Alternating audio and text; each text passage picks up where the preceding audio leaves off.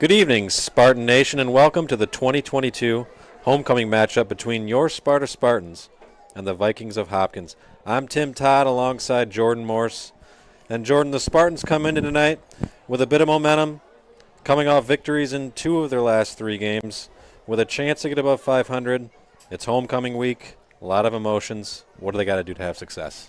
Yeah, I think when we look at the Sparta Spartans against the Vikings, there's 2 keys to success. And when you look at the first one lies on the junior quarterback shoulders, number 12, Nicholas Gordon. Nick's got to have a good game. When the throwing game is successful, it breeds the running game. So is Nick Gordon going to take the passes that the Vikings give him and take his shots, or he has had some ill-advised throws that have been costly turnovers. So he's got to limit those mistakes, take what the defense gives him. Second is Sparta going to be able to match the physicality of Hopkins up front? Hopkins basically runs a mirror image of what the Spartans' run game is. They're physical, pull, run the ball, always downhill. So can they match their physicality tonight? But I'm excited. It's going to be a good one. It's a big matchup in the OK Silver. Right now, Spartans have only lost the Redskins, and the Hopkins is undefeated. So if the Spartans can get a win tonight, could shake some things up in the OK Silver. Okay, well, Hopkins will defer to the second half, meaning your Spartans will start with the ball on offense, set to receive.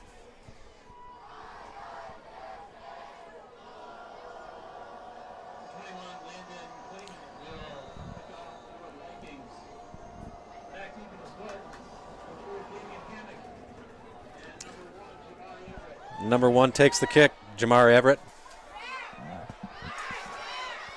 Out to the 32-yard line. That's where the Spartans will pick up on offense. Yeah, it's going to be interesting to see what offense we get tonight from the Spartans. It's been a heavy pass game at times, it's been a heavy run game at times, and it's been a mix. So what offense are we going to see tonight? It just depends if the line is getting off the ball, if Gordon's hitting wide receivers, so we'll have to see how the Spartans come out here. Should be interesting. We'll set up shop here at the 32. Under center is Gordon.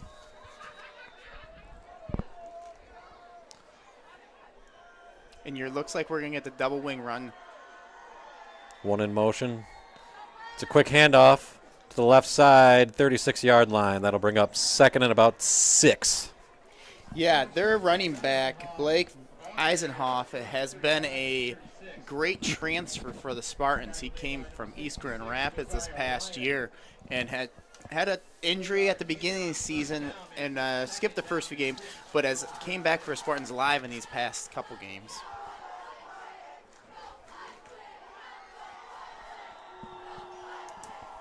Under center again. Here we are with 1 behind.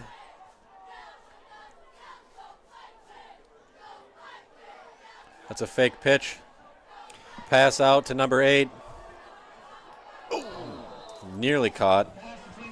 That's number 8, Trevor Wilcox, the intended target there for Gordon. Good throw. I like the call. You got a good chunk on first down. You play action this to see if you're deep that hammock, see if everyone's paying attention, if the Hopkins defense reading their keys, and they were. No one was really beat deep. It was a good throw, but there was defense there. That'll bring up 3rd and 6 for the Spartans. They are in shotgun. 1 back to the right. 2 out to each side. Quick pass out to the right. Ooh, and too high. Nearly red. Number 5, Hitzler for the Hopkins Vikings was on top of that. He was very aggressive. I would not, if I was the Spartans, I would keep that one in the back of my mind that was a big bite to maybe get a pump and go next time. It's 4th down, and the Spartans have their offense on the field. And it looks like Nick might be back up and pooch punt here, but Hopkins is in punt formation. Yeah, there's a guy deep. You called it, Jordan, and that's a good kick. Number 18 for Hopkins, good, nice stiff arm from the 25 up to the 35, out past the 40. That's where they'll start, from the 41-yard line of the Hopkins. Trenton Ball just giving a strong arm to the first Spartan, number 11, Gunnar Busen. Impressive for a law high school player. He said, not today, and threw him off. So That was brutal. and that's why I said, is Sparta going to be able to match that physicality? That's going to be the big thing between the trenches. That might be the first sign right there. So Hopkins will take over here on the 40-yard line. They're going to run it up the middle. And it's a good run out into Spartan territory, down to the 45. Yeah, just a quick Number 45, Jaden Prather. Yeah, quick, simple inside trap for the Vikings offense. And it's just a quick hitter and proved out to be worked very successfully. You'll see their imaging are basically a mirror of our offense. So a quick hit play gets the Hopkins Vikings right into Spartan territory right off the bat. Man in motion. That's a sweet play. Out to the left. Another good pickup of 8 yards. That's number 5, Xander Hitzler. Yeah, and on the carry. Vikings decide to do the jet sweep, basically, see if they could get out. And right now, they got a nice little drive going. And Spartans got to find they got to dig in right here, and they got to find an answer to these plays. Spartans are on their heels early after going 3 and out. Now letting the Hopkins Vikings drive on them. Under center is number 2, Miles Gibson. That's a handoff left, and that's going to be enough for the first down, looks like.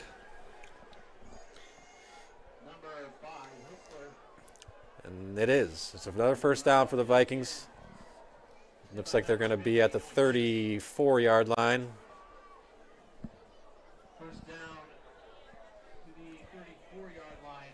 And they're back up to the line quickly, trying to keep this momentum. It's another handoff left to number 5, Xander Hitzler. And again, it's a nice run.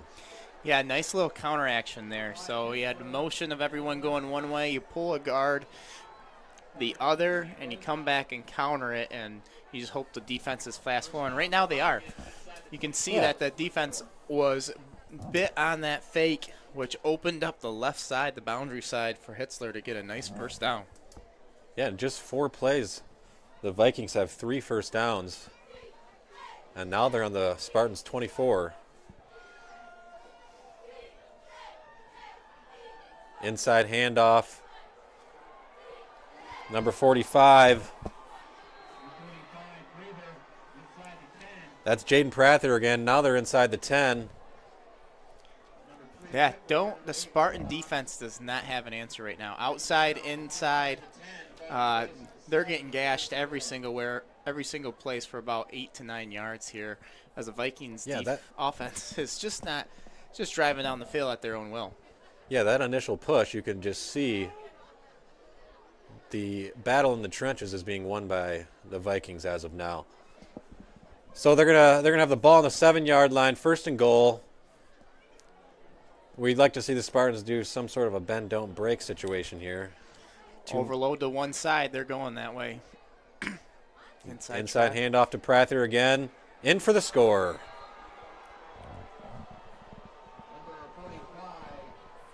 That's number 45. Prather. Jaden Prather. Yeah, you see their workers, Hitzler and Prater. Well, it didn't take long. 6 plays, and they got 6 points.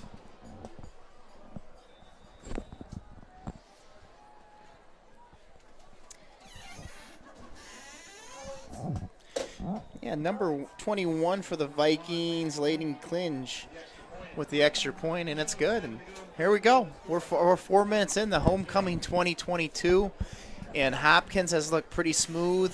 Sparta, good first gain, a gain on first down, but nothing after that. They kind of went to their passing game.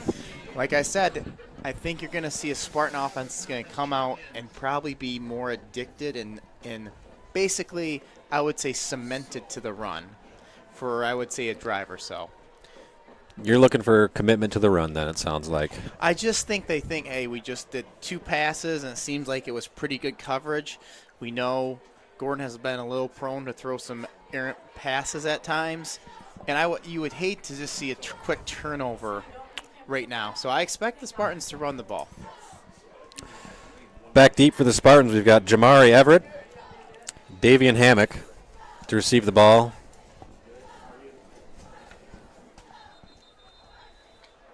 We've got a dead ball whistle here. Appears to be offsides on the Hopkins Vikings.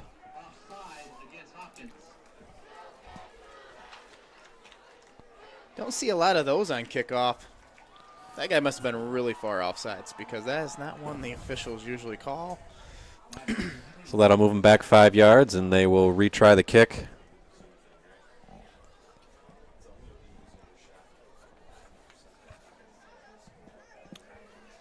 We got back there. We got Hammock and Jamari Everett. We went to school with Jamari's dad, actually. Yeah? Yeah, we did. We were freshmen. He was a senior, but. And a booming kick. He's got to back up for it. Takes it at the 12, out to the 30. That's where they'll pick up for the second drive of the night.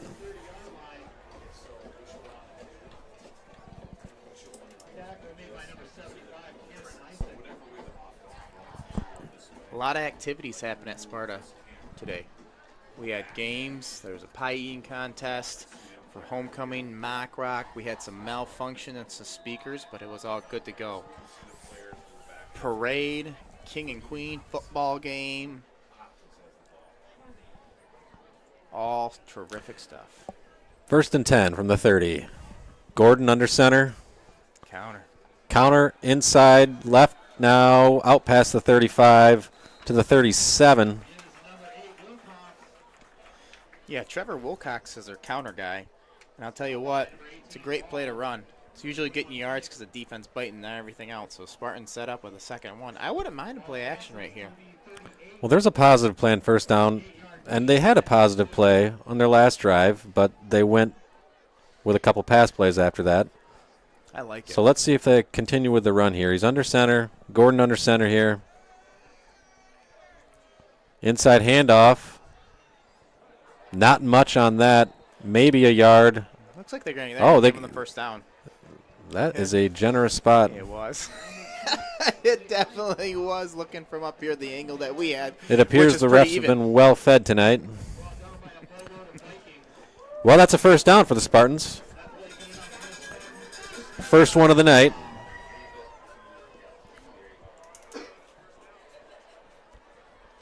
Gordon under center from the 40. Man in motion. Little play action. Deep throw. Underthrown. And that's exactly the thing that you need to talk about. You had number 3, Henry Whitmore, in the flats, was completely open. And I know Hammock's been hitting some deep balls, and they've been having a great connection. But I don't think the guy was really burned, even though it was 5 yards underthrown, almost turned the ball over. And I kind of said that's why I don't want anything to be passed in the air right now, is because you could have something like that, and then you're sitting real bad. That'll bring up 2nd down. 2nd down and 10. Another pass back. He's got pressure on him. Oh. Looked like it was maybe going to be a screen there. Yeah, they were working the screen back towards us. But he just had number 55, Jacob Serba, right in his face. Correction, Adam Keel from the Sorry. Hopkins. That's Adam Keel of the Hopkins Vikings who was putting the pressure on Gordon. Yeah, hot potato back there. I tell you what, he kind of turned around. He's at least supposed to get about a 2nd there to throw the ball. So, obvious throwing down for the Spartans. So you'll see if they dial up a blitz or sit back in zone coverage here. 3rd down and 10. Throw out. He's got a man, and it's caught. That's number 11, Gunnar Bison. Busen. So the Spartans now driving into Hopkins territory. They're going to have 1st and 10 from the 27. Yeah, great ball by Nick Gordon. Trevor Wilcox came open late across the field, and Nick Gordon laid it on his hands. So now the Spartans are starting to work with some positive momentum. Nick Gordon under center, sends a man again, hands it off to the right side. Good run out to the 20-yard line. That'll bring up second and short, about 3.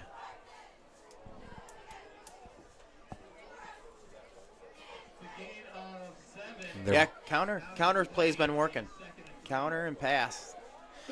See what the Spartans can dial up. Nothing inside right now. That's an inside handoff to the to the 15. Pick up a 5. That'll move the sticks.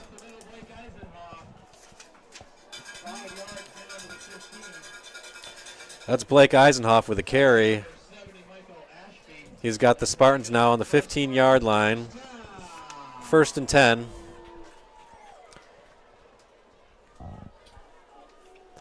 Let's see how they can perform here in the red zone first time tonight. That's a handoff left. Ooh. Not much on that. Was able to get some positive yards. They say the old saying ran 20 to grab about 2. Well, he got about 4 on that one. So, good deal. Positive yards.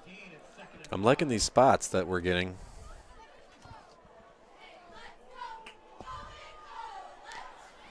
So that'll bring up 2nd and 5. Oh, there was no chance there. Handoff, and he's tackled for a loss. Hit immediately by number 61, Avery Pavlik.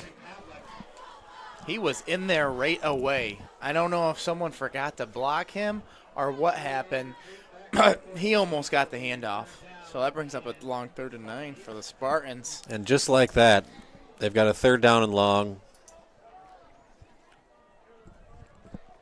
From there, from the Hopkins 16.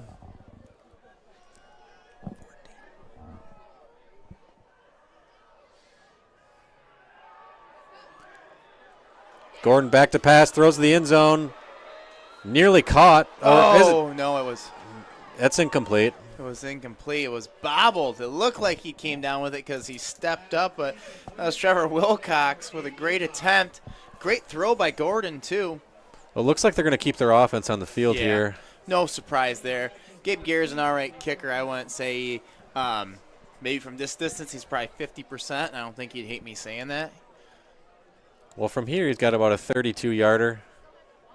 Yeah, great wrestler. Great wrestler. Okay kicker, I'd say. And I don't think he'd disagree. So the Spartans are going to go for it on 4th and 9. They need to get to the 5-yard line. Gordon steps up, steps to the left. He's going to try to get it on his own. And it looks like that's going to be close. That's going to be close. They're going to give it to him. Yep. I don't know, Jordan. The referee's waving it on. He's saying 1st down. And again, the officials seem to be giving us some favorable spots tonight. Yeah, Gordon took the penalty for that one, though. There was a hit that was coming, and he knew it.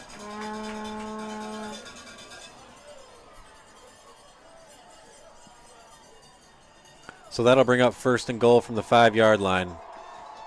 Spartans trying to tie it up here with a score. Nick Gordon under center, sends a man in motion, hands off to the inside. Not much on that, maybe a yard.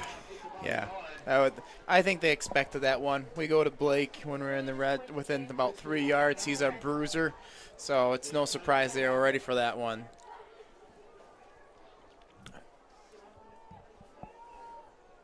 So now we got 2nd down and goal from the 4. He did pick up about a yard. Nick Gordon under center again with Blake Eisenhoff taking the ball to the left, and he's in for the score.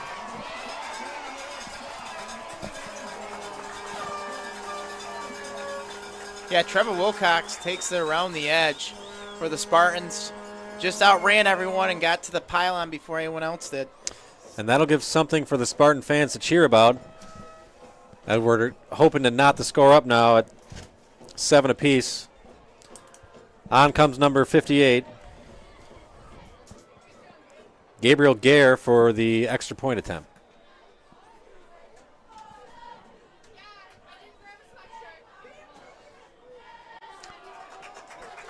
And it's good. So with that, we've got a tie ball game. So 3:19 left in the first quarter. just to tell you a little better about ourselves, I'm a teacher here at Sparta High School, and Tim Todd is actually a former alumni, class of '07, but now recently the new golf coach as of last year. So how's that going for you? You know, I couldn't imagine how much fun I was going to have when I took the position.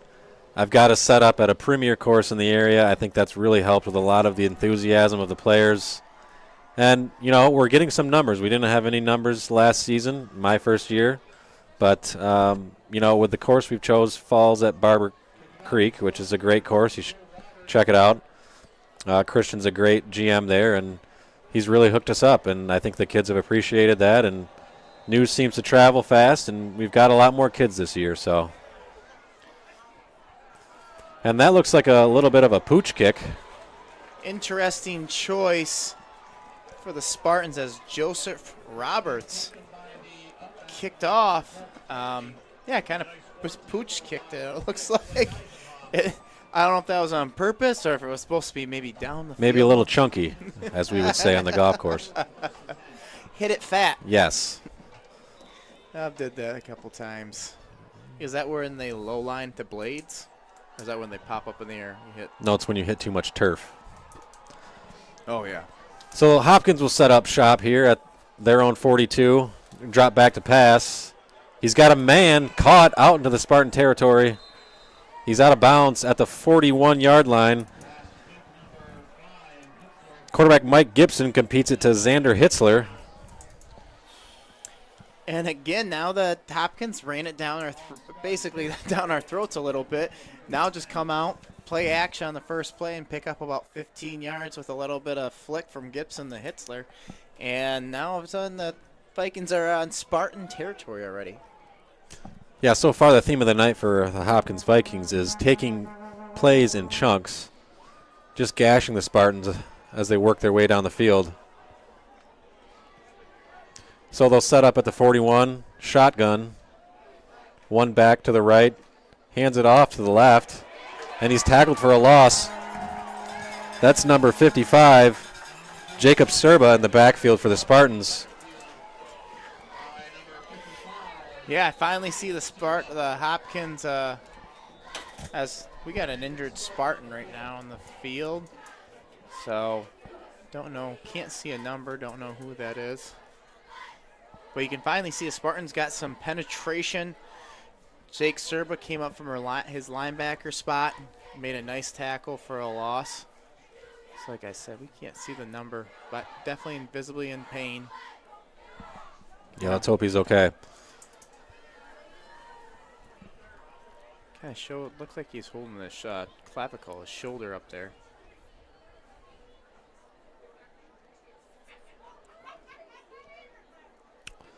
That was a 5-yard tackle for loss on that play. So that'll bring up second and long when we get back to action here. Looks like they're going to help him off, and he's going to get up on his own power. There's that shoulder. Shout out to quick alumni Dylan Tarosky. He's coming in live over by Concordia College, University, I would say. Dylan was our running back last year, graduated, went on to play. I haven't talked to him since the fall to see how camp's going and how football's going, but wish the best of luck to you and hope everything's going good. Thanks for calling in or texting in. Back to the action here. Second down and 15 for the Vikings. Handoff left, number 21. He cuts it back to the right, and that's a good run. He might have enough for the first down. Out to the Spartans 32. Sideline warning on the Spartans here. He saw a flag by a side judge. So that's just like a warning. That's like a warning from your wife. You do it again, you're going to get in trouble, though.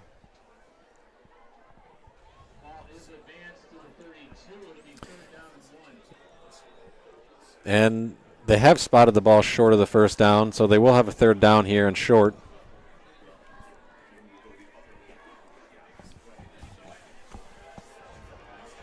I think we're going right up the middle. Hopkins can go right at him. Quick little draw. And he's tackled in the backfield. That's number 63, Dustin Warner, with the tackle.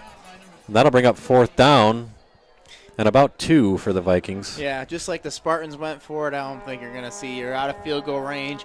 You punt the ball, you get in the end zone, you ain't gain 12 yards. There's not much of a loss here for the Hopkins offense to go for it. Kind of no-brainer. So you're going to see a Spartan faithful hopefully get a little loud here as the Vikings kind of have a big fourth down and 2. Big momentum swing here. The Vikings come out with stacked line, handoff left to number 21, and he's going to have enough for the first down. Out past the 30, 29-yard line of the Spartans. That'll bring up first down for the Hopkins Vikings, and they are threatening again, Jordan. Yeah, you kind of saw they have that. Their fullback was offset to one side. Motion was going that way. It's kind of a tale that, hey, extra guy that way, jetting that way, we're probably going that way. So we've got a minute 22 left here in the first quarter.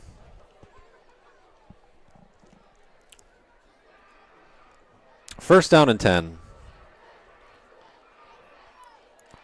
Hopkins is under center here with 2 backs.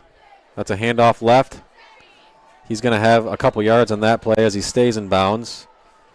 Out to the 28, where it'll bring up second down and about 8 for the Vikings. Yeah, no hurry right now. Looks like they might get another play off before the end of the quarter here, where they will switch sides. Second down and 8 for the Vikings. Play action, rolls out right. He's going to take it himself. Oh, he wanted that block. And he's escorted out of bounds. Ooh. And you might not have been able to see that. But as Miles Gibson, the quarterback, went out onto the track, he lost his footing as he transitioned from the turf to the track. And now he's injured on the track. And that's not good because he's kind of been a threat tonight so far. Yeah, you hope the best for him. He's holding his right knee. Invisible pain. Did you happen to get a look at that? Kind of was Trevor Wilcox drove him out of bounds. He was given a stiff arm. Kind of looked like it went a couple into the white, almost 2 yards outside, and then kind of like turned around. Looked like he twisted an ankle at first and then started hopping and just went down. I don't think it was any transition between the track or grass. I think it happened before then. Oh, my apologies. But it looks like they're definitely checking out the right knee to see what's going on. As we get a number 64 for the Spartans, gets a 10-2 on the sideline. Garen Tennyson? Tunison. God, thank you. Tunison is getting checked out for the Spartans. Appears to be okay. Interesting. All right. Miles Gibson's getting up. Looks like he's going to be walking off with some assistance. We'll see. We'll hope the best He'll for make him. his way across the field gingerly. And that'll bring up third and short. Let's see who they plug in here at quarterback. I think it was third and short. I think that was for the first down, wasn't it? He came out all the way by this 30. Or the 15, sorry.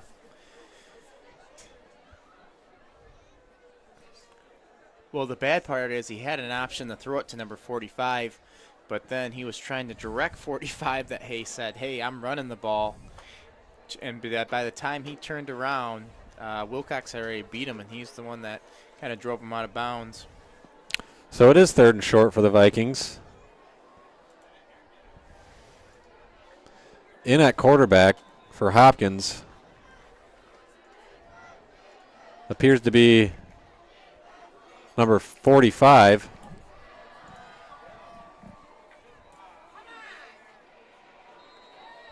That's number 45, Jaden Prather at quarterback. And they're going to have enough for the first down. That's going to move the chains down to the Spartans' 16-yard line. That's going to bring us to the end of the first quarter, it looks like. They will not get another playoff. And they're going to sure try, I Oh. feel like.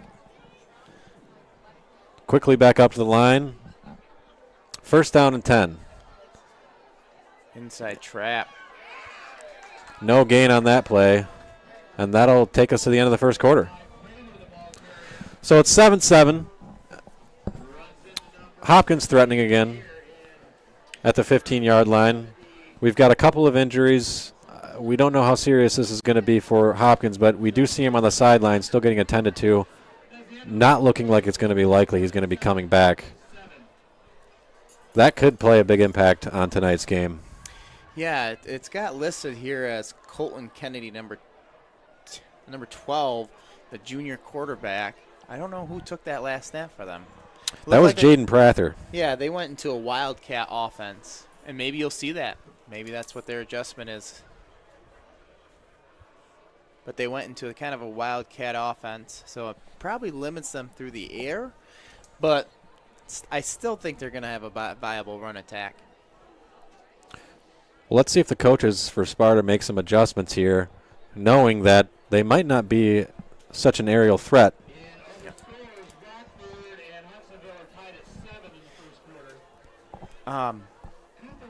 Greatest homecoming memory. You got to go through 4 homecomings, the old high school / middle school, now ECC Center, and it was very tight, packed in there. What are some of your memories from those moments? Well, like you said, it's the time of your life. I mean, this week is what it's all about for as you become an upperclassman. So yeah, you being a teacher here, I'm sure you understand how being back in this, it's there's an energy in the air. Handoff right, gain of about 3 for the Vikings. Yeah, and it looks like the Spartan defense has figured out this Hopkins offense after one drive, as the running game has kind of turned cold here for the Vikings. Well, let's hope they've really figured it out, because they're on the 14-yard line here, and they've got to try to get a stop.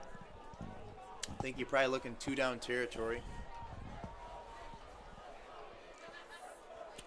3rd down and 7. We've got a dead ball stop. That's a false start on Hopkins. So that'll push them back, and now they're looking at 3rd and long. 3rd and very long. And they can't really go to the air, you think, so. Yeah, we're going to see if they have to. Like I said, it could be 4-down territory. Could try and gain some of it back. Yeah, but they do have the Hold on a second. Number 12, Colton. Hold on. I think Colton had just come back into the game. That's the backup, Colton Kennedy. 2 is still getting attended to over on the sideline. Excuse me. Let's see if they go to the air here. Play action. Colton rolls out. He's going to take it himself and get hammered out of bounds for a pickup of about 4.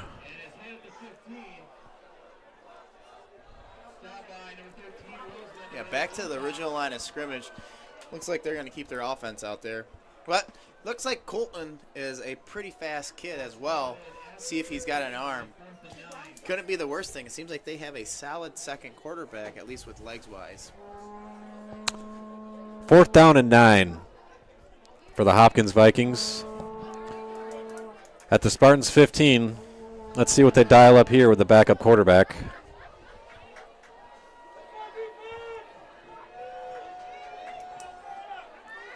Another play action, roll out right. He's going to throw it into the end zone too high.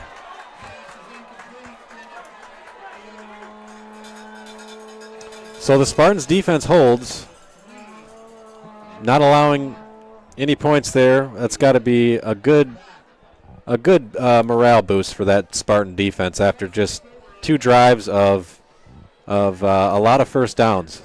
Momentum, name of the game. The Spartans just took it back.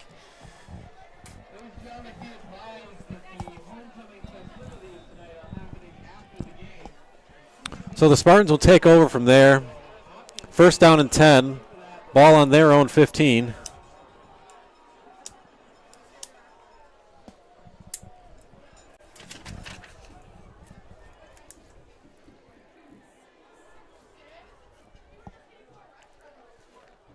Handoff to the left side. He's got room, and that's a good play.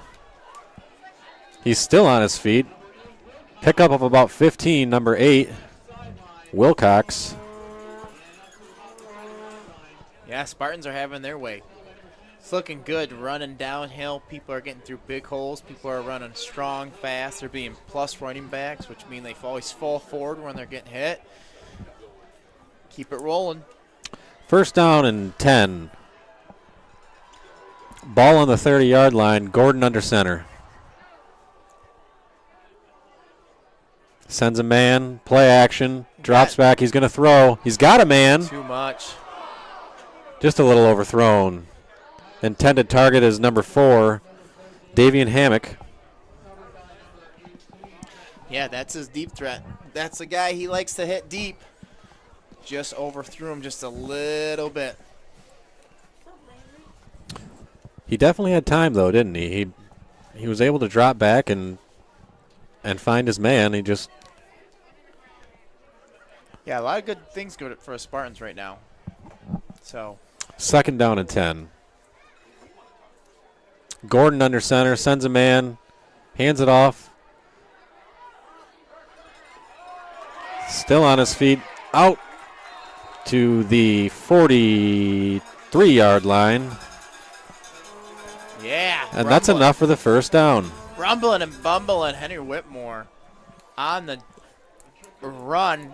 Breaks about 3 or 4 tackles to get all the way to the Spartan first down. Yeah, they're having some success tonight running the ball.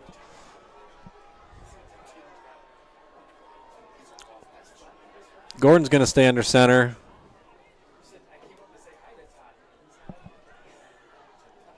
Ball on Spartans 43, first down and 10. Handoff up the middle. And that's Blake Eisenhoff out to almost midfield. Pickup of about 6.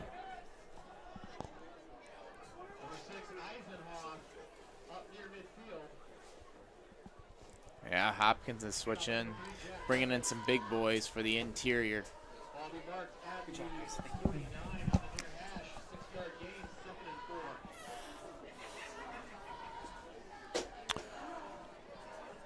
Second down and 4 to go for the Spartans. Handoff to the right side. Breaks a couple tackles out past that first down stake. They're going to move the chains with that.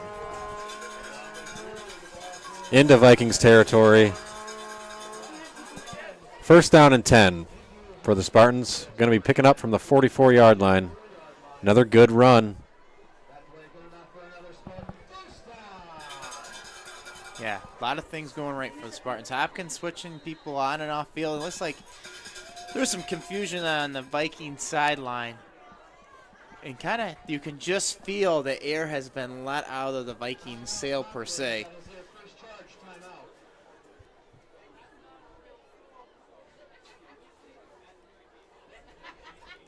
Yeah, I can see. You can really feel for Miles Gibson. You can see him with his head slumped over there on the bench. I think that's a sign that we won't be seeing him again tonight. Yeah, it looks like he's still limping. Doesn't look like he's up throwing, but looks like Colton Kennedy's getting warmed up there on the sidelines as he was just in the last drive.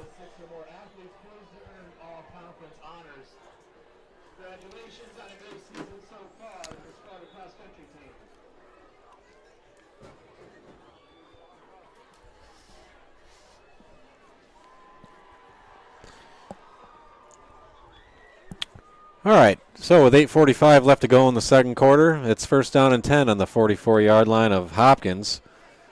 And that's where Gordon will take the snap. Just beautiful facilities out here compared to when we were here. That's all I got to say. Oh, everything's brand new.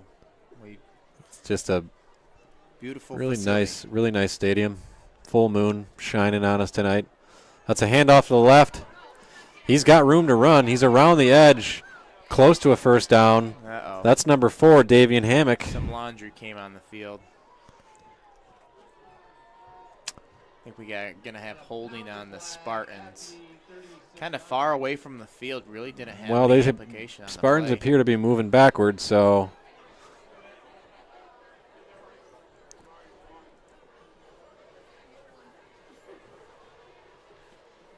and you are correct, Jordan. That's holding. So that's going to be a pretty big penalty. Yeah, you go from having a 3rd and short, now you're in 2nd and long, or is it 1st and long? Oh, yeah, 1st and long. That'll bring up first down and 20, as it's a spot foul. Yeah, and I thought they threw the flag at the 34 of Vikings Hopkins, so they should really only be at the 44, but they took them back 20 yards almost. That's a little better. Looks like they are going to change it. Okay, good call, Jordan. So we've got first down and 12 for the Spartans. That's where Gordon's going to be in the shotgun formation, sending a man. He's going to hand it off to number 4. That's Hammock out to the 40. We've got another flag down. I think this is going to be on Hopkins. Yeah, maybe a late hit or roughing the passer. There was some fighting going on between some blockers that weren't even close to the play again. We got holding on the offense again. And another holding call, but it wasn't pertinent to the success of the play. You know, I don't know. It feels like I'm watching the Honolulu blue right here, not the Spartan blue, because they start to get some momentum, and now they just are shooting themselves in the foot. So, basically first and forever. Yeah, that's going to bring up first down and 21, Jordan, from the 45. We've won on the other side. We are on now back on our territory. And Gordon's in the shotgun. He's going to hand it off. That's number 1, Jamari Everett, with a good gain back to the original line. And we don't have any flags. No laundry on the field. I was getting a little worried that the Vikings number 18, I thought was going to get shoved in the back, and I thought I was going to see another flag for a clipping call almost there. So,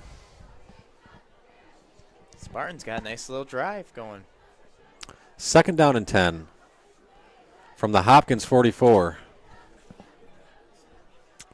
Gordon's under center here.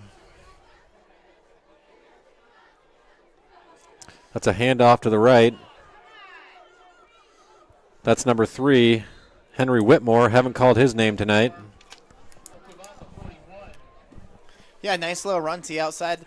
And, you know, Spartans are in that 4-down territory, so you got to think. You got to probably call this like you're going for it on 4th down. You don't really gain too much yardage unless it's a really good punt. So I'm thinking two down territory for sure. So 3rd down from the 40, and let's see what they break out. As Jordan's saying, he thinks they're going to go for it regardless on 4th down. Gordon under center. Going to get a counter back. Oh, 45 sniffed it out very well. Number 45, Prather for the Vikings. That's Whitmore again with a carry. Yeah, the read by the linebacker of the Vikings was very impressive. Everything else going one way, and then he saw the pulling guards and the counter guy coming back, and he filled a hole. So 4th and 4 for the Spartans here.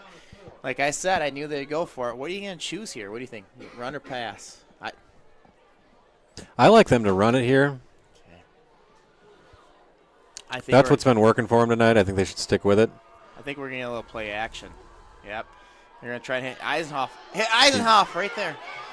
But Gordon's going to use his Gordon legs. cuts it back nicely to the 30-yard line. Plenty enough for the first down. That's a pickup of about 8. And I think one of the big successes I had for the Spartan offense was Nick Gordon.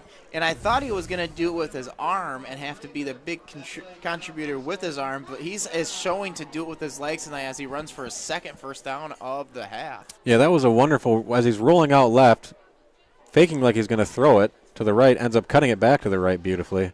First down and 10, though, from the 29. It's a handoff. Ball comes loose, but goes out of bounds harmlessly. And that's going to be another first down for the Spartans. So here we go. Yeah, the Spartans bringing it physically to Hopkins right now. We have found a little bit of identity in the running game, and they keep going to the well tonight. So that's first down and 10. Ball on the Hopkins 18. Spartans threatening again. With Gordon under center to take the snap. Handoff to the left side. That's number 8. Trevor Wilcox. Pickup of a couple. Yeah, kind of had the same, kind of had a repeat play right there. Counter Wilcox coming the other way. That time they played it a little better.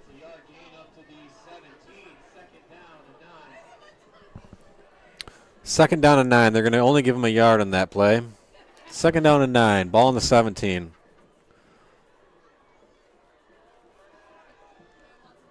They're going to keep it on the ground with another counter. Another short gain. Yeah, Henry Whitmer coming the opposite way. Once again, sniffed out by the Vikings. Like I said, he probably 4-down territory, so you can still run throw option, I think, is on the table. You necessarily don't have to throw on a long third down situation.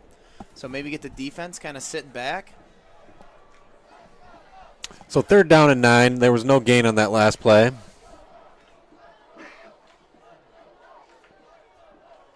Gordon surveys a little bit, and he's going to take the ball under center.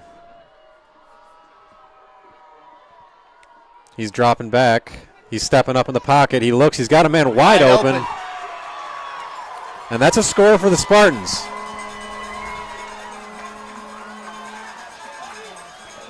And these fans love it, Jordan. Yeah, I think Henry Whitmore just kind of leaked out of there. Or he was running across from the opposite side, and then Nick Gordon steps up beautifully in the pocket to avoid the rush, and he's just sitting there all by himself. I bet you Gordon kind of looked and said, huh, that's easy. Threw it, and a nice little pitch and catch, and Spartans now are on top of the Vikings. 13-7 as Gabe Gare comes to kick out the extra point. Kicks up, and it's good. Tie, let's go. We got 14-7 now. Spartans with 3:35 left in the second quarter. Remember, Hopkins will receive the ball in the second half.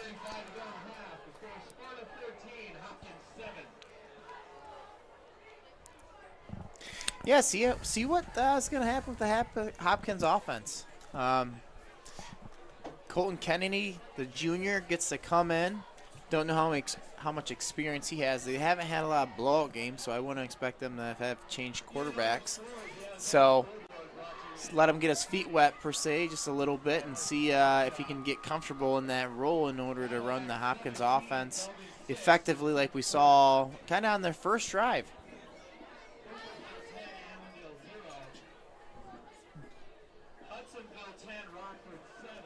Hudsonville is beating Rockford 10-7. Some score updates.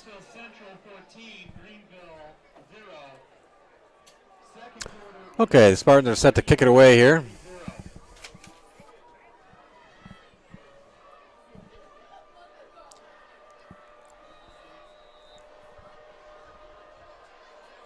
And that's another squib kick, if you will. And that's going to give the Hopkins Vikings nice field position. Yeah, they might be scared of their back guys and giving it to them, so they're just pooch kicking it and not wanting having anything to do with it. And that's what you'd call an impact that is not going to come up on the stat sheets, because for them trying to avoid kicking it deep to their threatening players, they're giving them the ball here on the 46-yard line.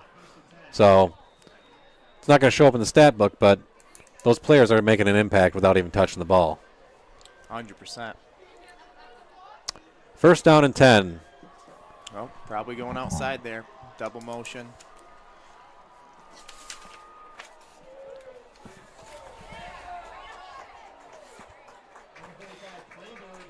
That's number 45, Prather. No gain on the play. Well, they're going to give him a yard. Yeah, Spartan sniffed that right out. They motioned all their guys across the field, made it look like they were going to go wide, and then they came back inside, backside. But none of the Spartans were fooled. They didn't see more guys think, the ball's going that way. They played their keys and were able to get a nice little stop there on first down.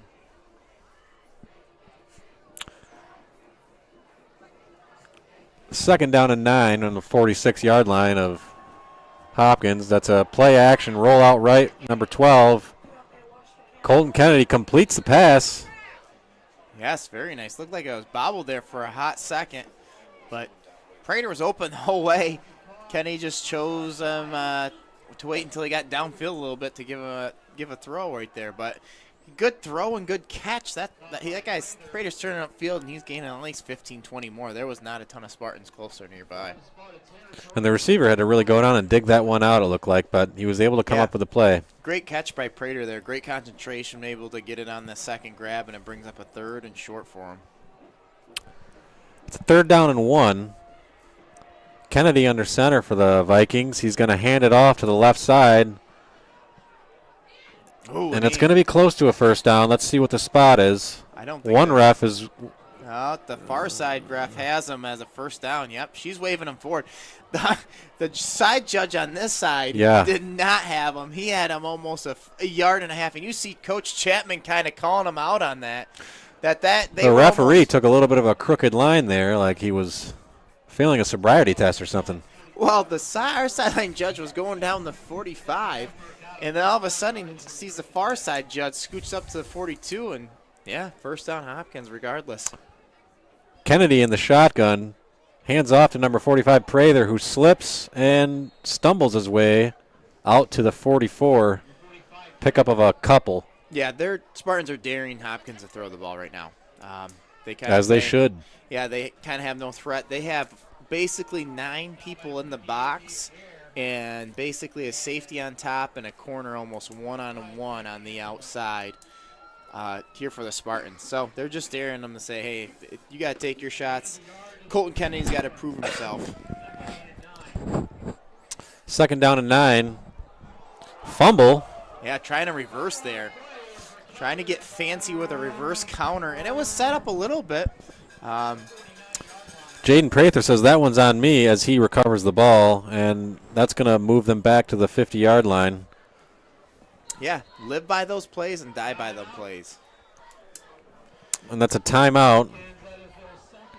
Yeah, kind of late in the second quarter here, so you kind of wondered if they were kind of just hoping for a big play to get downfield a little bit, but there's 40 seconds left. Spartans still have all 3 of their timeouts left, so if Hopkins doesn't choose to throw the ball, and potentially maybe Spartans will take a timeout to get a drive going before halftime, because the Hopkins Vikings will receive the ball because they deferred when they won the kickoff.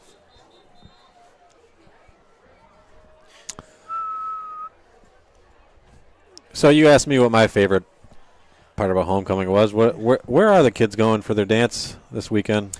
Oh, homecoming is at home. It's in the Spartan lunchroom gymnasium area. So. Is that normal or? Yeah, that's normal. Prom is usually at a off-site somewhere, kind of big. Is that how it was with us? Yeah, same. Yeah. We had. I thought that we had there is a lot of pictures of us sweating, breaking it down in the gymnasium. I don't know if I went to many of those dances. No? I don't think so. You have a girlfriend or what? Couldn't get a date? Potentially? Yeah. Yes. Hopkins goes back on the field. That'll bring it. It's 3rd and long for Hopkins. They're going to stay on the ground, though, and pick up about 6 yards, bringing up 4th down and about Well, Looks like 4th down and 10. Coach Chapman's running at the ref. He doesn't know if he should stop the clock here. Looks like he's going to let it run. I imagine we're going to go into halftime with the score 14-7 in the lead in the favor of the Spartans. I want to make sure everyone keeps tuned in because we will be live streaming the band, Mr. Owens. The band's playing at halftime. We don't stream it. False advertisement, my fault on that one, so it will not be. Remember, homecoming king in court will be crowned after the game. We will have that, I'm told from our crew, we will have that during live footage. So, Red Apple, I think the king's already been announced. Yeah, Gabe Baldini has one king. The queen will be named after in the winner of the coveted Red Apple. You remember that sucker. Fight, claw, spends tons of hours on floats, mock rock dance just to win a wooden apple, and then forget about it literally the next day and don't care one bit. Well, folks, we're going to enjoy the festivities. and we're going to come back in the second half where the Hopkins, as Jordan said, will receive the ball. Talk to you soon.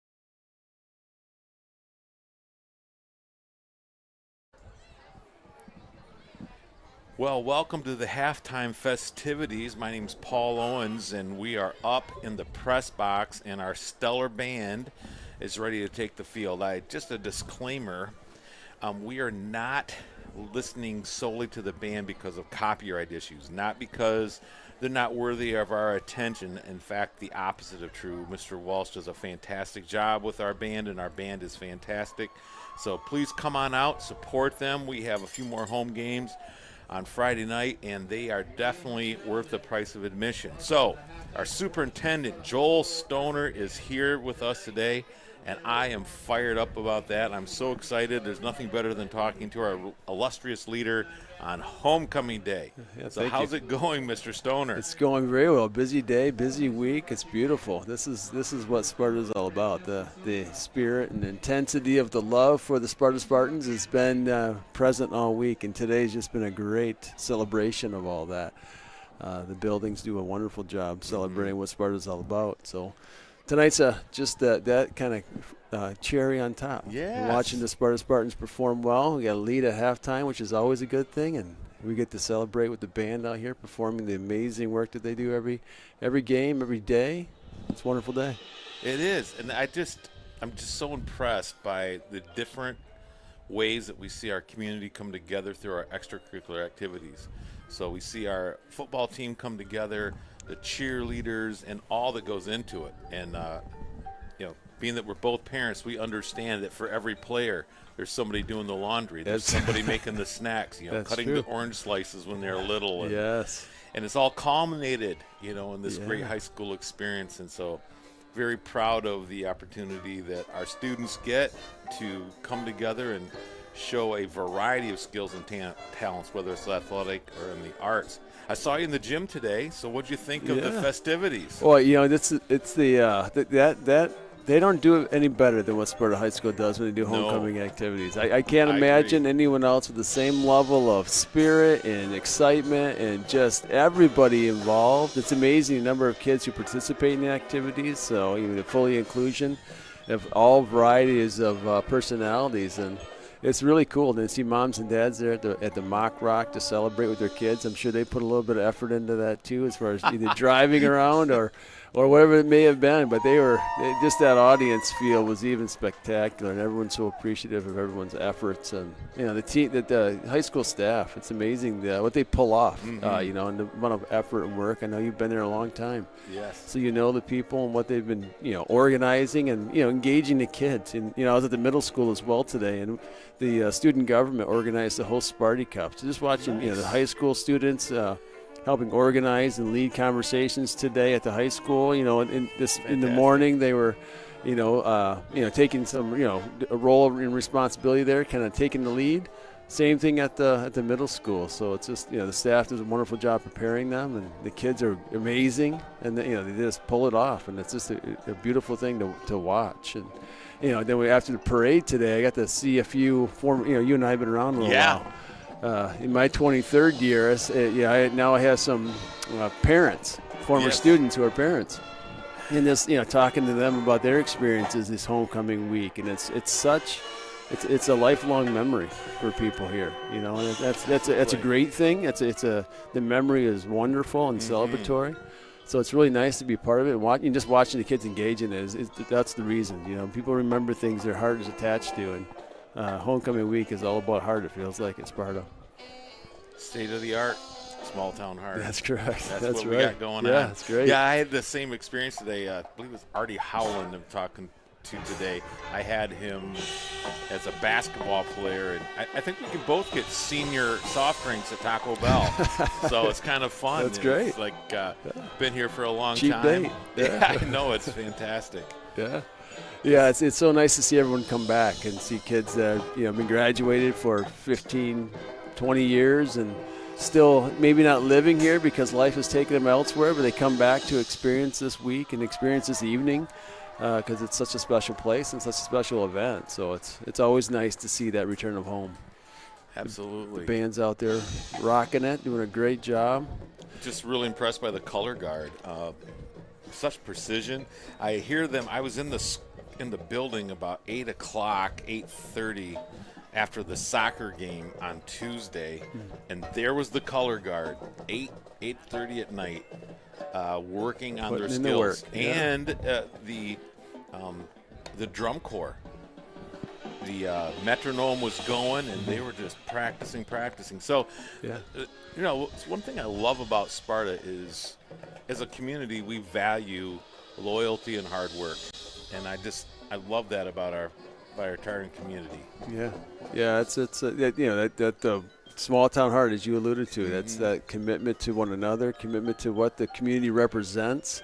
Watching the band, I think that you start looking at there's freshmen out there, the seniors. You don't see that in any other group where they all have to perform at the same level at the same time. But if you were around at the summer and watching this, summer camp, it's band camp, those seniors take those freshmen under their wing, and just it's such a great caring community that they look out for each other, and that commitment to one another results in high performance. You look at them right now, a few months into the school year, a couple months I guess, and they're tight. They're aligned well, they play well, and that's it speaks to the talent of the teaching.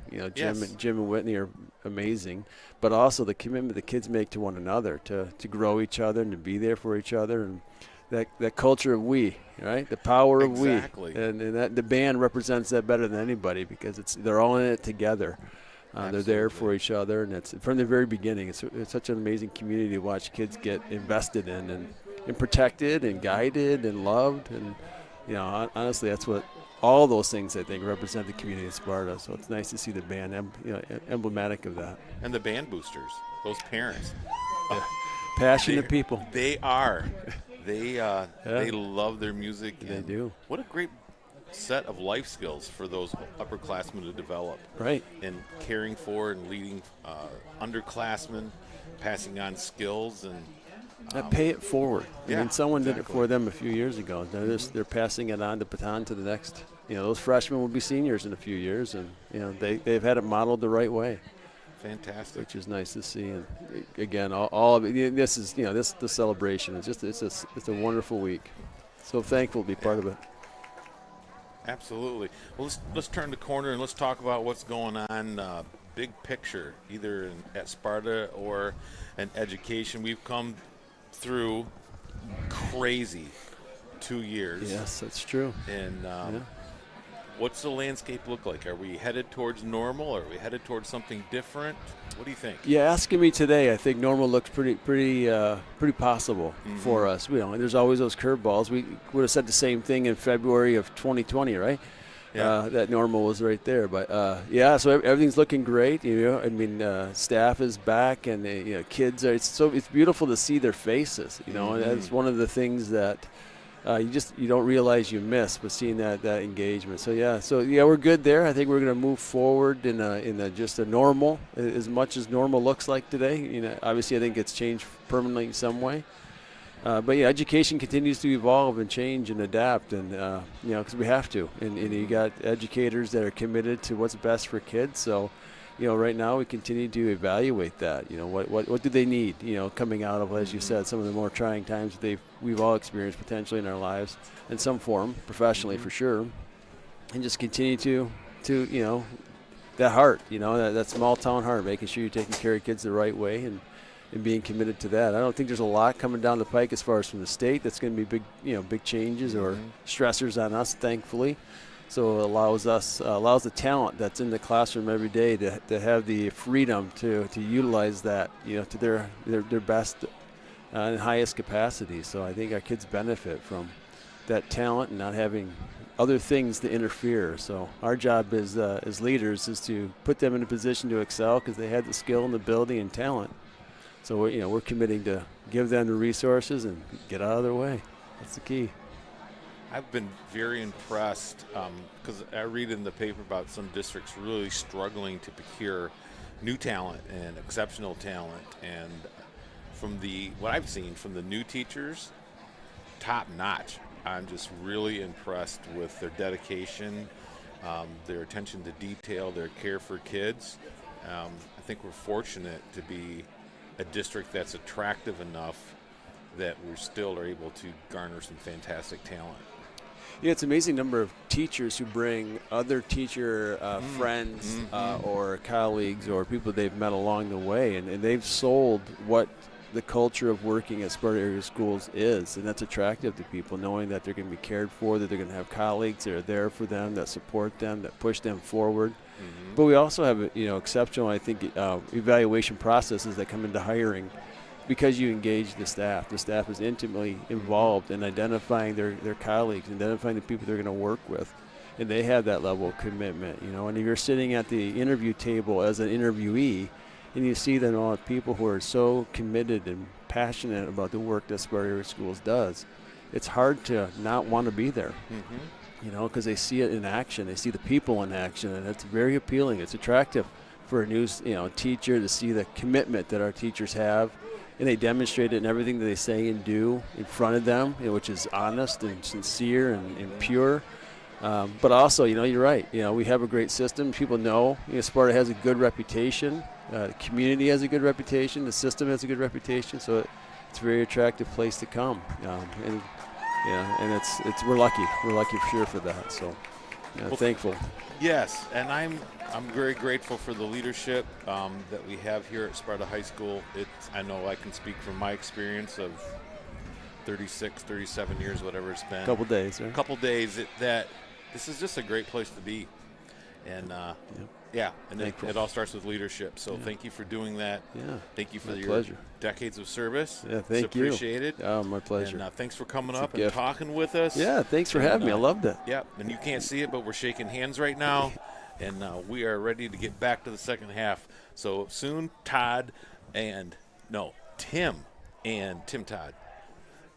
Tim and Jordan will be back on the mic, and we'll be cheering the Spartans on to victory in the second half. So stay tuned.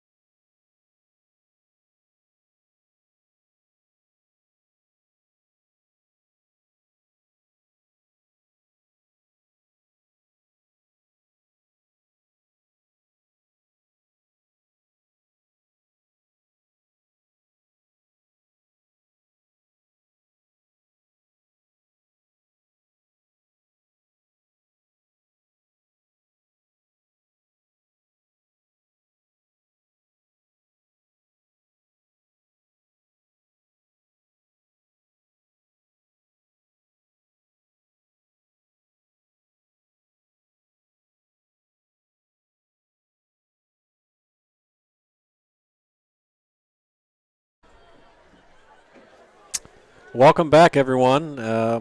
As we are through 24 minutes of play, Hopkins is set to receive here in the second half. And Jordan, let's talk a little bit about that first half. We got to talk about the Spartan band for a second, though.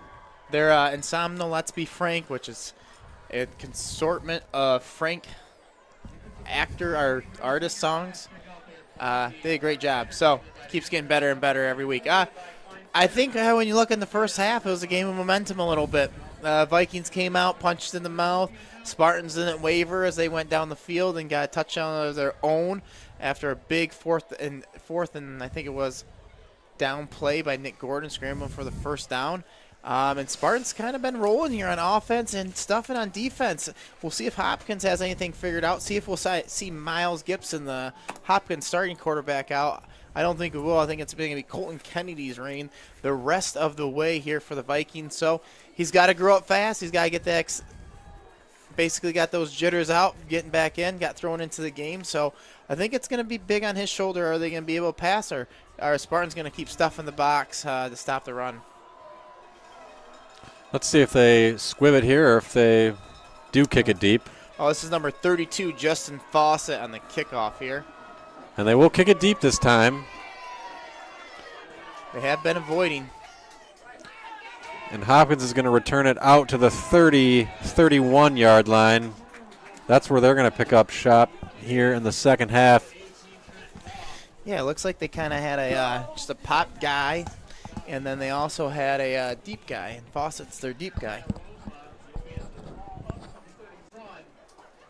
And as we predicted, it is number 12, Colton Kennedy, that's going to make his way out on the field for the Vikings.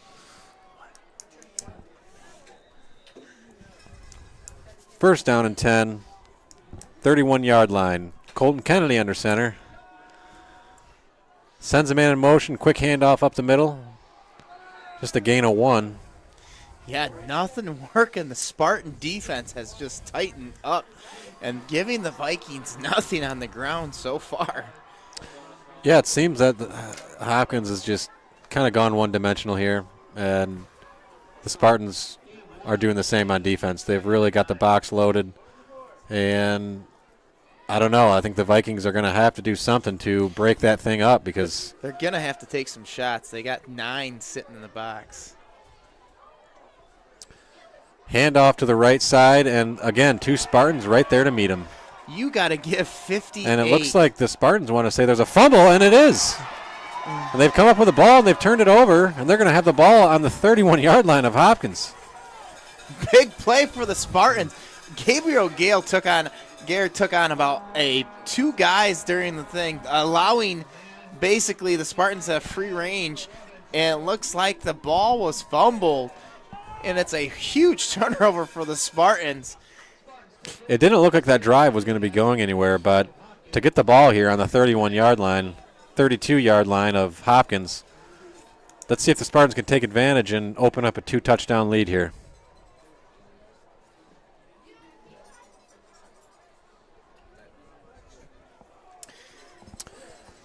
So So Nick Gordon will get in the shotgun formation here on the 32-yard line, 1st and 10. That's a handoff up the middle to number 6. He breaks it all the way to the 15-yard line. Blake Eisenhoff again with a great run on first down. Doing the opposite of what Hopkins is doing. There, Nick was in shotgun 3, 4 receivers spread out. They're spreading out the Vikings in order to basically gut them up the middle. Kind of the opposite of what's going on with the Spartan defense. So Gordon's going to set up in shotgun again here. First down from the 16-yard line. Sends a man. Hands it off up the middle. Gain of a couple. Can't see who took the ball on that one. Eisenhoff again. That's Blake Eisenhoff on the carry for a couple. It's going to bring up 2nd down and 8 from the 16-yard line of Hopkins.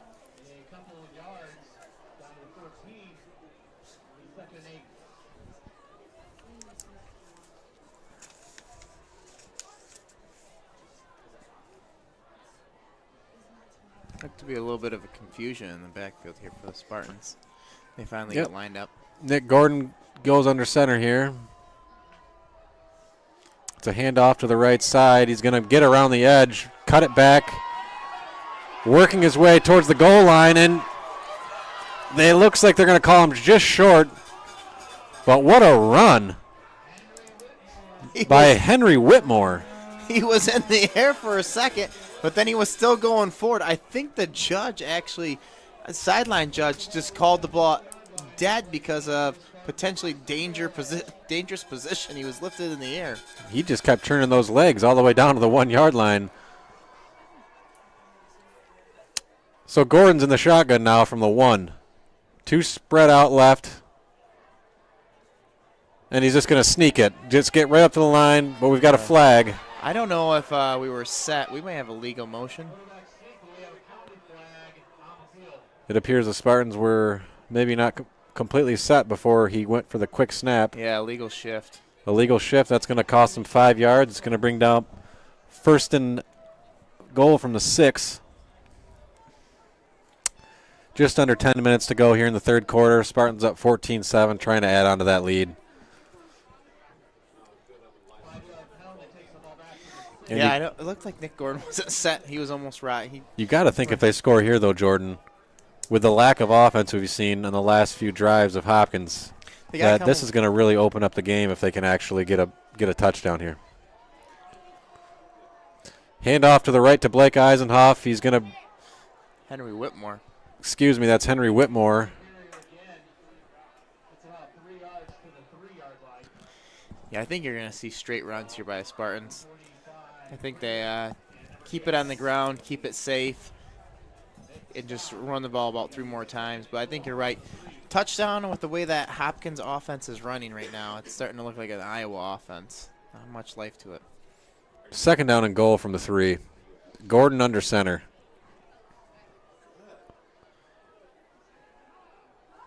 Hands it off, but not anything there.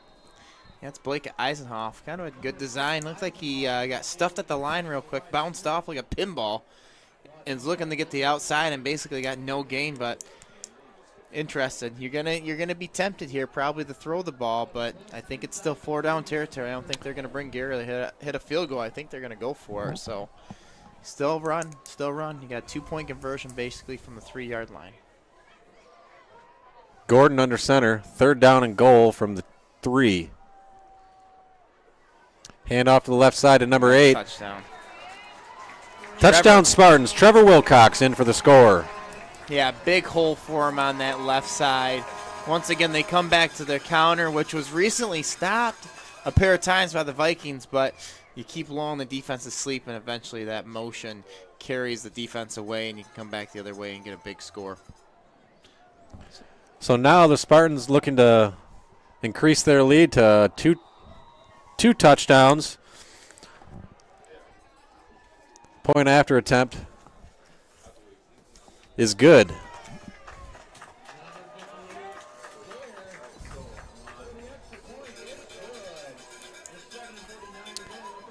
Blake Eisenhoff, is he that sunshine-looking guy?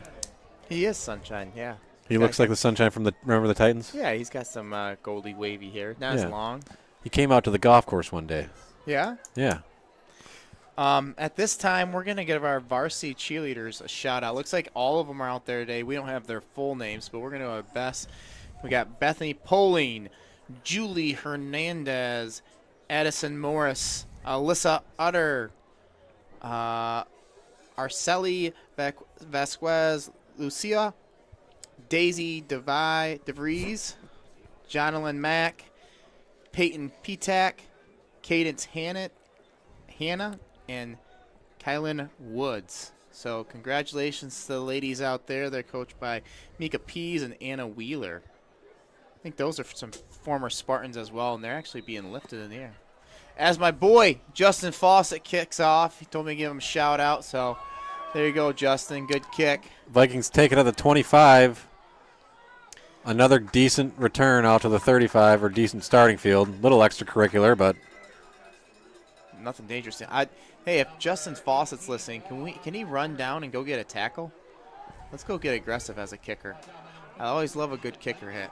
They come out of nowhere. doubt he's listening, but He's not listening right now. Hopefully future Justin's listening to this.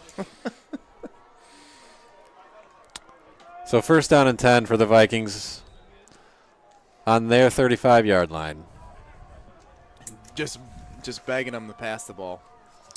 Colton Kennedy's going to hand it off. A little bit of life for the Vikings here. And they do get a decent gain. First real signs of life that we've seen out of Hopkins in the last few drives. Just a quick trap. They've been running that play over and over all night. Finally just pop for a little bit. Someone misses an assignment. Someone gets a big block. That's all it takes. So no real big plays tonight. Nothing we've seen probably over 20 yards, would you say? everything's been kept pretty solid. Maybe the longest pass play was from the Spartans. Oh, it was. Nick Gordon did have a long one. And that's enough for the first down. Got a face Almost mask. a face mask, but Yeah, the I ref thought- was right there to miss the call. Yep. Nice job biffing it. So, typical. That gets the Vikings into Spartan territory, and they're not dead yet.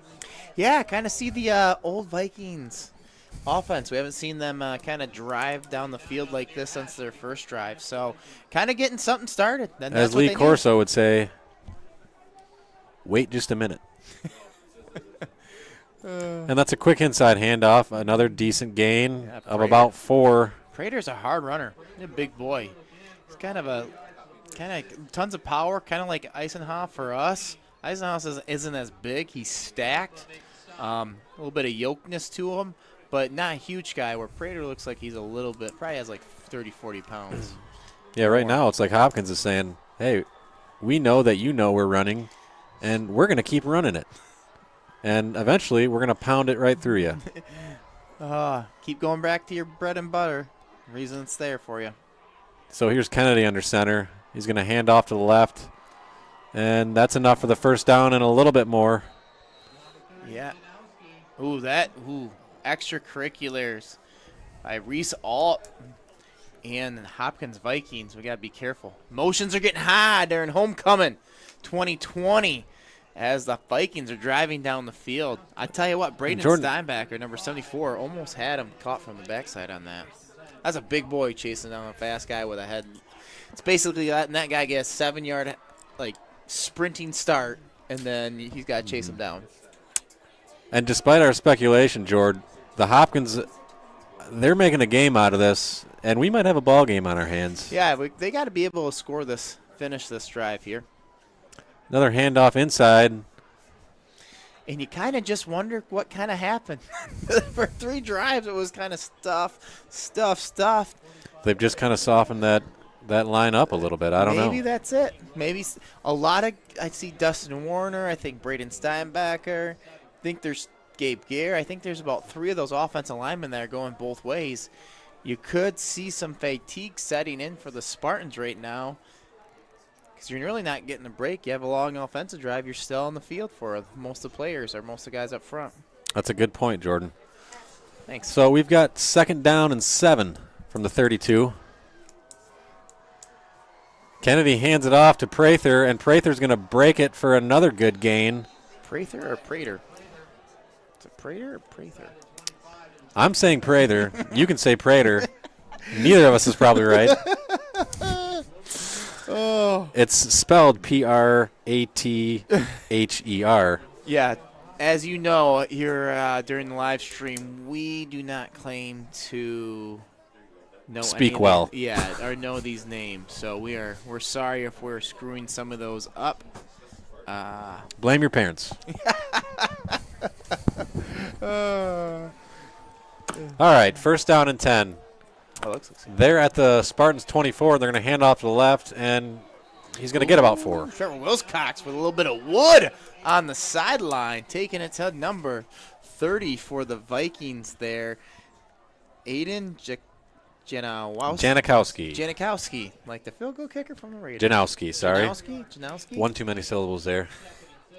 Speaking of weird last names, it is Pulowski Days down in Grand Rapids. A lot of interesting Polish names that you can have that are. Are you Polish? I'm a mutt. I'm a European mutt. So we did that 23andMe, and I got a lot. My wife is Italian. She's about 75%ish, I would say. Well, you got that. Oh, we got that. 2nd down and 6, ball on the 20. Kennedy hands off inside, and you guessed it, it's Prather with the carry. Yeah, definitely kept them to a short run, shortest of the series here. See if the Spartans can kind of build on that a little bit. They got to tighten down their defense. This is a big 3rd down. I think you're going to see the Hopkins go for it, so they're still going to act like it's 3rd here. But definitely a big play, going to affect your next call if you don't get it. Kennedy sends a man, hands off to Prather. Prather is going to have enough for the first down. Yeah, kind of the adjustment that it looks like the Vikings have did is they've just pulled one hole wider. I think what they saw what was happening is their middle interior was kind of getting beat a little too much. Warner and Steinbacher there are just a little too big, so they're starting to block down and then kick out the end and kind of go off tackle instead of kind of going in the A-hole. Well, this drive has been all Jaden Prather for the Hopkins Vikings. They might as well be called the Hopkins Prathers. Oh, and just when you say it, we get a run to the outside. That's might be a touchdown for the Vikings. Yes, that's so close. Down to the 1 yard line, it looks like. Cling on the carry. You could say cling to the ball on that one. A lot of puns there, I feel like. You wanted to, but great drive for the Hopkins Vikings. Kind of needed it. And a good response here. Let's see. It's 1st and 2. First down and 1 from the goal. Yeah, they got it tight down. First down and goal from the 1, excuse me. Tongue twister. It's getting cold, yeah. It is chilly out there, Jordan. Got a window up in here in the booth. Oh! And Prather takes the snap directly to him and ends up losing 4 yards or 3 yards or so. Yeah, Noe Jaimez, number 50 on tackle. Great penetration. Here's the thing I just don't get. You have ran your offense beautifully down to the 1 yard line. And they come out with a wildcat. And you come out with a wildcat and use 5 yards. Knock on the window next to you and just say, put it on repeat, please. That's where you sit next to the. Yeah, we just shot a glance over to the offensive coordinator of the Vikings, and I think they know what that meant. Number 13 for the Spartans there. Rosema on a great tackle to only allow basically a yard and a half potentially. So that's going to bring up 3rd down and goal from the 4. Yeah, and I still think you got a 4-down territory. So we still got 2 options here. So we've got Kennedy under center here with Prather in the backfield. Sends one in motion, handoff to Prather. You see Prather goes down the right side to the 1.5 yard line. And now that's going to bring up 4th down and a long 1, Jordan. big play. Definitely pivotal point. I think if Hopkins want to be back in this game, they have to score a touchdown here. Looks like they're going to think on it and take a timeout here. But the big thing for me is Hopkins took almost 6 minutes off the clock here. So we started this drive about 7.5 minutes. They've soaked it down to 1.5. So if they're going to keep these drives that long, they're not going to have many opportunities to score. So this is biggest play of the night obviously is always the next one. But I would say this is definitely the biggest play of this game. And what a game it's been. I mean, we've tried to predict what's going to happen, but yeah, just when you thought you had it figured out and what was going on, momentum shifts and goes to something different. And I think to your point, there might be some fatigue setting in on the Spartans that are going both ways. And the constant pounding of Prather has seemed to soften up that defensive line. Yeah, and he's kind of softened up a little bit by this whole drive getting it. But, you started 1st and goal from the 1, and now you're 4th and goal from the 2.5. So I think you're going to get Prather. I think he's going to be off tackle to the right side. Kennedy under center here. Prather set to the left. Dead ball whistle. Oh, but the quarterback kept it. We had it sniffed out. He calls. Oh, Mark Chapman. Timeout from Sparta. Right as the ball's about to be snapped. He wanted to get a look at what they were going to do, and now it's a game of coaching going on, a bit of coaching chess, as you might say. Yeah, Hopkins was given a gift. Well, I think both coaches know, like you said, this is a very pivotal moment in the game where a touchdown here makes it an interesting game. A stop here, we might have still a bit of a – I'm getting some stats here. Yeah, we are pumping numbers tonight. Advertisement dollars will be up on the Spartan live stream. That is for sure because of the views we have had. I imagine. Oh, we should say that you're filling in for Todd Toporski because he is gallivanting on the East Coast of the United States, going up to Maine with his wife. I imagine Todd gallivanting, and it just sounds lovely.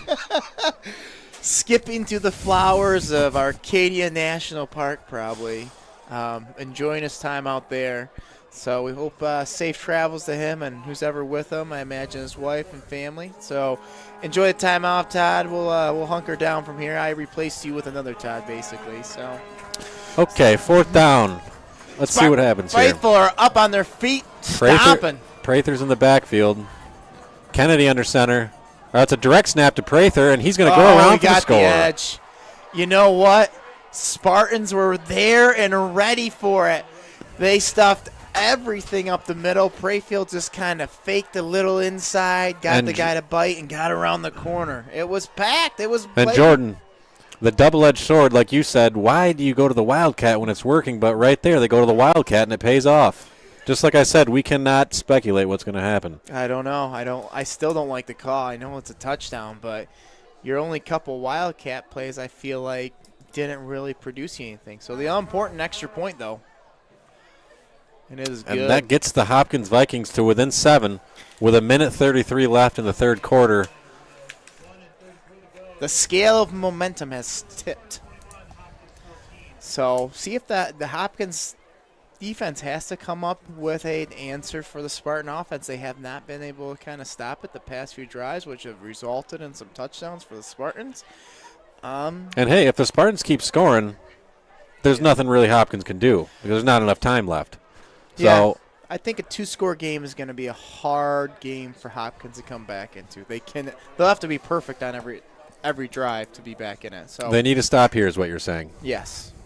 If they don't get a stop here, it's how long does it take Sparta to go down the field? Who knows? So Well, I can only imagine that they're not going to get a stop, but they're still going to make it a game. Yeah. The way things have gone tonight with our, I don't know what you'd call that, Nostradamus skills. predicting the future. Yes, Yeah. Speculation is not one of our strong suits. That's why I'll tell you I always what, recommend the stay away. Hopkins Vikings are running around like they don't. And here he comes. He's going back and forth. That guy's already ran 67 yards. Number 20 is gassed. He's contained. Kick number 20. That's a deep kick. Sends a rocket back there. And he's going to – that's number 4 for the Davian. Spartans. Davian Hammock, and he's going to bring the ball out to the 32, and that's where the Spartans are going to try to put some more points on the board. Minute 26 left in the third quarter. Let's see if the Spartans want to commit to that ground game and keep this clock rolling, or if they're going to stay aggressive. I mean, ground game's been working for them. 70 comes hobbling on the field for Hopkins. I don't know if he's injured, Michael Ashby, but he's got a leg brace on. I think he's all right. Gordon under center for the Spartans. Hands off to number 4. That's Hammock out to the 40.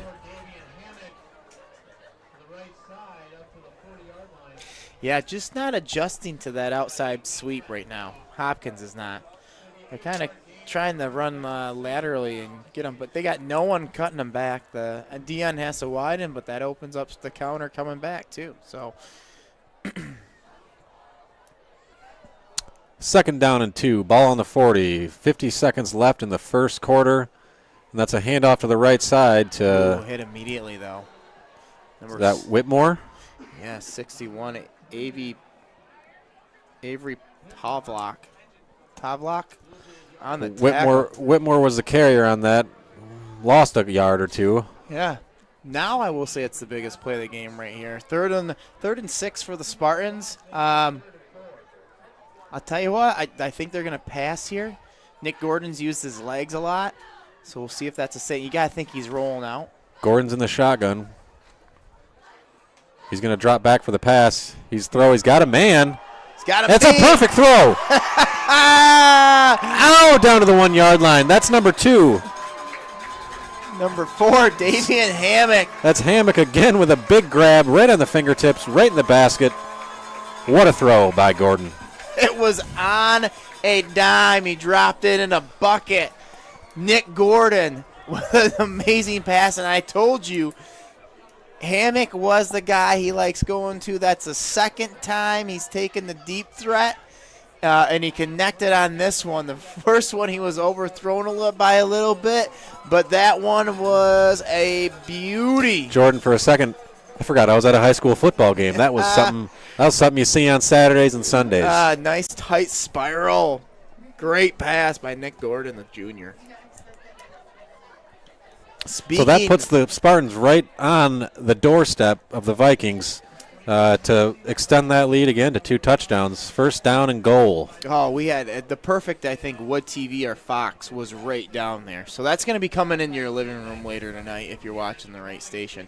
Speaking of Saturday, I think the Spartan fans are officially on to basketball season's right around the corner.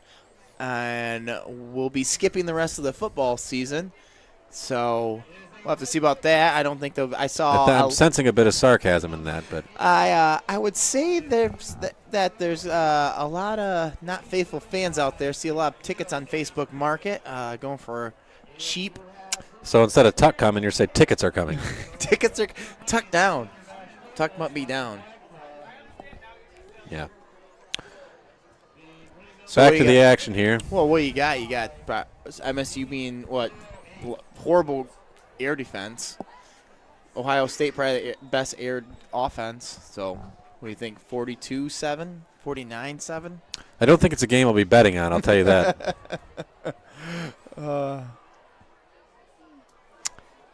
Spartans hand it off with a spins off a tackle, and he looks like he is in for the score. One official has his hair. We got another official throwing a flag. Yeah, I think it finally got to a little too chippy down there. I think there was some extracurricular. But that's a score for the Spartans. Yeah, that's going to be a dead ball foul. And we have our own Mrs. Rumsey and Mr. Landry, the flag bearers, up and down the field.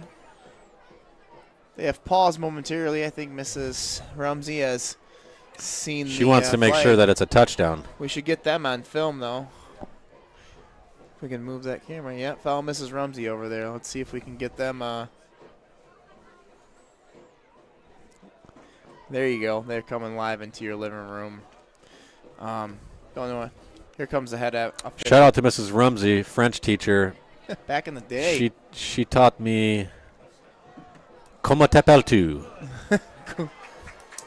Personal foul on the Hopkins. So there you go. Mrs. Rumsey, Mr. Landry, gallivanting on the track, waving the colors and flags of the Spartans. So I think that will be assessed on the kickoff. So the Spartans will be kicking actually from the 45 of Hopkins. Yeah, that penalty is going to be enforced on the kickoff. We'll see how that affects the next drive. Quick score for the Spartans, though. Hardly any time taken off the clock. Yeah, it's such a great setup by the long pass to Davian Hammock. Got us down the 2. Blake Eisenhoff did the rest. Still a lot of time left. Kicks up and it's good. That's going to make it 28-14 with your Spartans in the lead. 11:54 to go in the game. And as Jordan stated, there is going to be a penalty assessed here on the kickoff. Is that a 5-yarder, Jordan? That'll be a 15-yarder. That's a 15-yarder because there was a misconduct penalty. Yeah, unsportsmanlike. So they'll be kicking off from the Hopkins 45. So we'll see if who's kicking. Looks like potentially Justin Fawcett is coming on the field. And he looks like he knows where he's supposed to be. All the other Spartans are running back to their normal spots. But we're going to be kicking from farther up.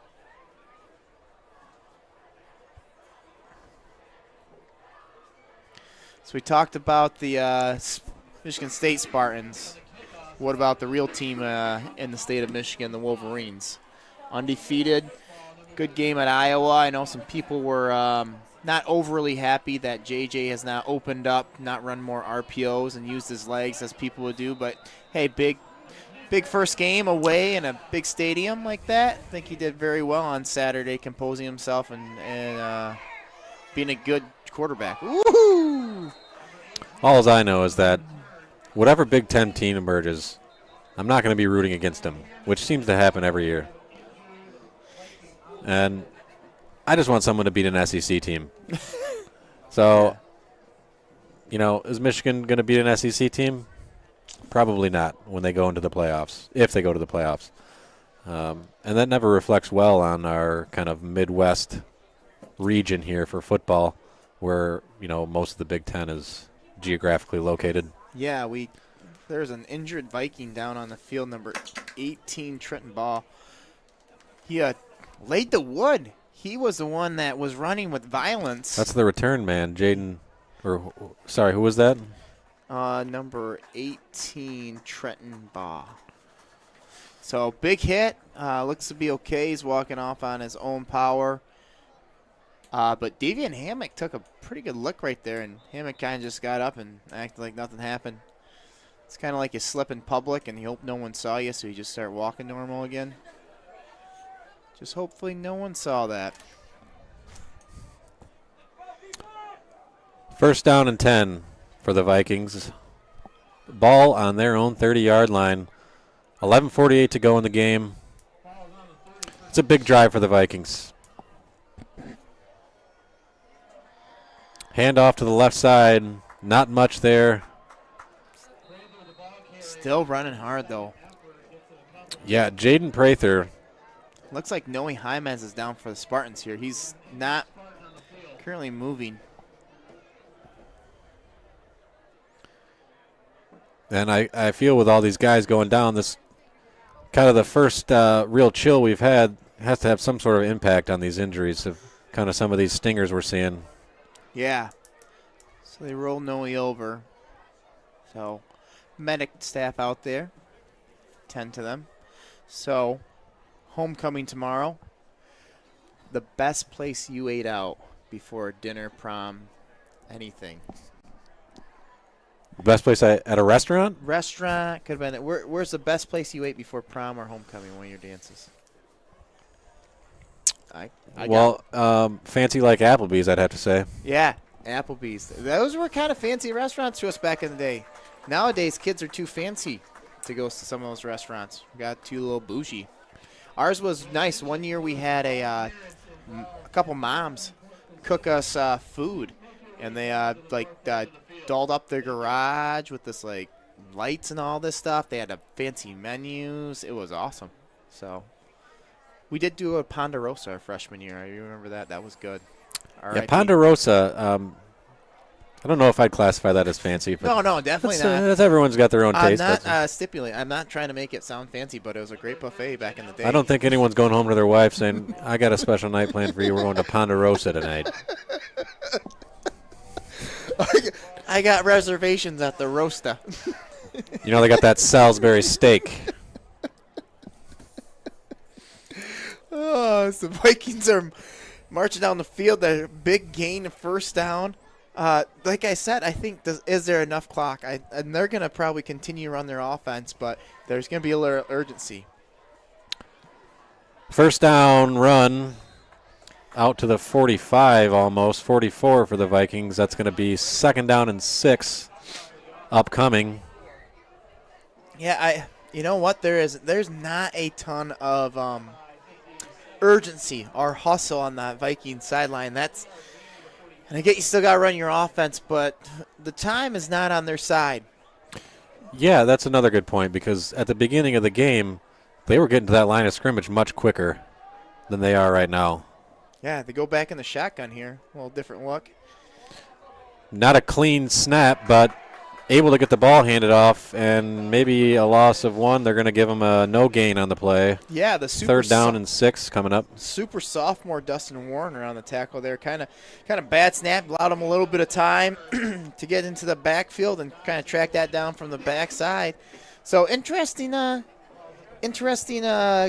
formation by the Vikings. They go to shotgun. Haven't seen it all night, except for a little bit of wildcat. Yeah, but kind of still just run a counter play or to the right side. So big third down play here for the Vikings. Third down and 6. That's Kennedy under center.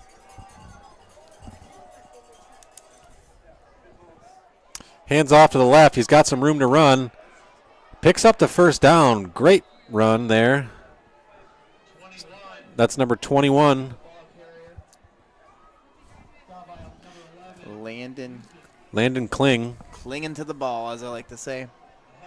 Sorry, folks. If anyone other than Jaden Prather runs it, you're going to have to give me a second. I got to look back down at the sheet. Oh. So they're into Spartan territory here. First down and 10 from the Spartans' 47-yard line. It's a handoff to the left, but that's a tackle for a loss. Dustin Warner again. Dustin Warner into the backfield. See, the Spartans, they count that guy unblocked for because it's a jet sweep. And watching film on him, it's been so close for that defensive tackle to make that play in all their games. And they've just ran into a little bit of a quicker, faster defensive tackle in Warner. And Warner's been able to make those plays throughout the night. And we have candy being shot into the student section from the cheerleaders right there. Congrats to them. Second down and 12. Kennedy under center. He's going to hand off to the left side sweep again. He's around the edge for a good pickup of about 7. Yeah. That's going to bring up third down and shortish. Yeah, shortish. Nice. I think that's terminology for 4 or 5 or less. Still no urgency here, though. They're running. They are bleeding themselves. I'm looking over wondering if they understand clock management because you know who doesn't? Dan Campbell sometimes. Yeah, Spartans are content to just let them keep running the ball and keeping them in bounds. Yep. Just tackle. I mean, they're going to probably score with 5. They're probably going to run it 3 more minutes down. Kennedy under center, handoff, counter, and he's swallowed up in the backfield by number 63, sorry. That is Dustin Warner again. This has been his, it's basically and his he drive. is juiced. Paulie D, we got fireworks. He's strutting up and down that line. We got fireworks after the game, FYI, too, for anyone. Are we going to be live streaming the fireworks? That's an iffy. If you want to text or call in, feel free. Give us a thumbs up if you would like us to live stream the fireworks. We get enough Spartan faithful. What do you get? When do you give October fireworks? Never. Never get cold fireworks. Okay, Kennedy, fourth down. He's in the shotgun. Quick pass left. And he's going to have enough for the first down. So, yep. Wow. A quick screen out to the edge. You haven't seen anything like it all night. And just when Jordan's giving these offensive coordinators grief, they say, screw you, Jordan, we're throwing it.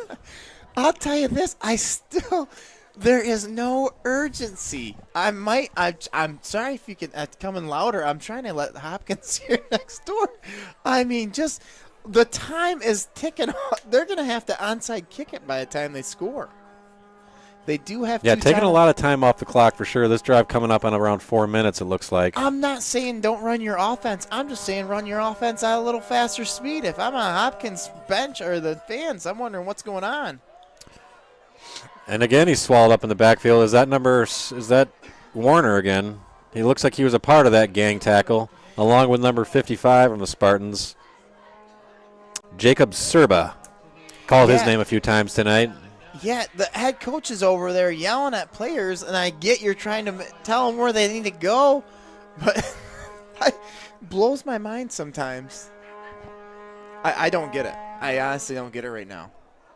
Yeah, time continuing to tick away. 5 minutes and 30 seconds left in the game. Kennedy hands it off to number 30, Janowski. He's out to the 34-yard line. And we've got another third down. And as you probably could guess, and Jordan will tell you, it's 4-down territory.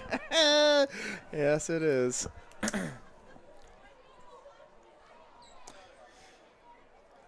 Third down and 6, we'll call it.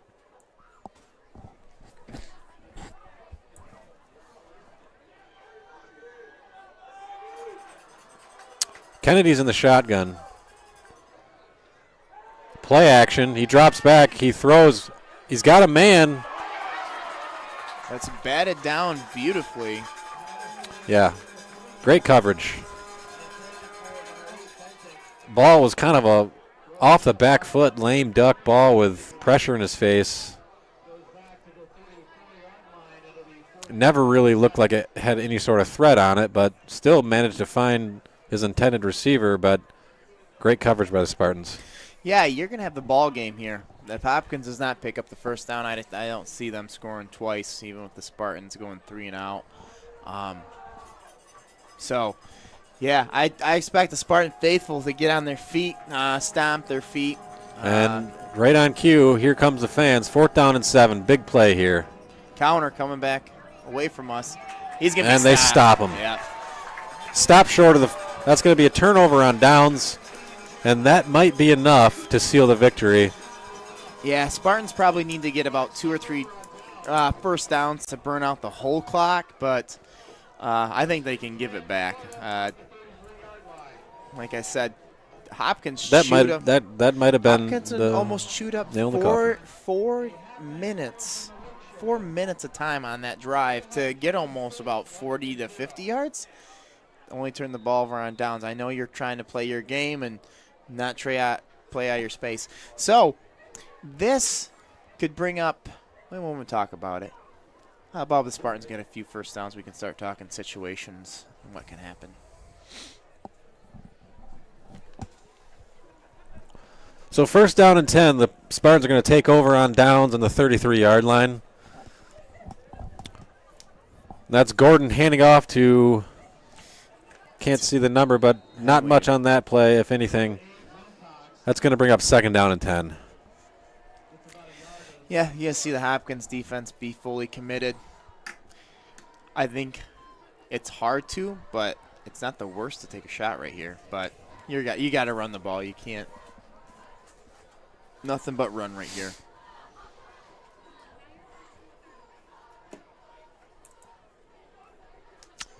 The Spartans will not be in any rush here as they watch the play clock before they snap the ball. Let that thing wind down. And they got a free play here, it looks like. No flag. Wow. Stay in bounds, stay in bounds, stay in bounds. Oh.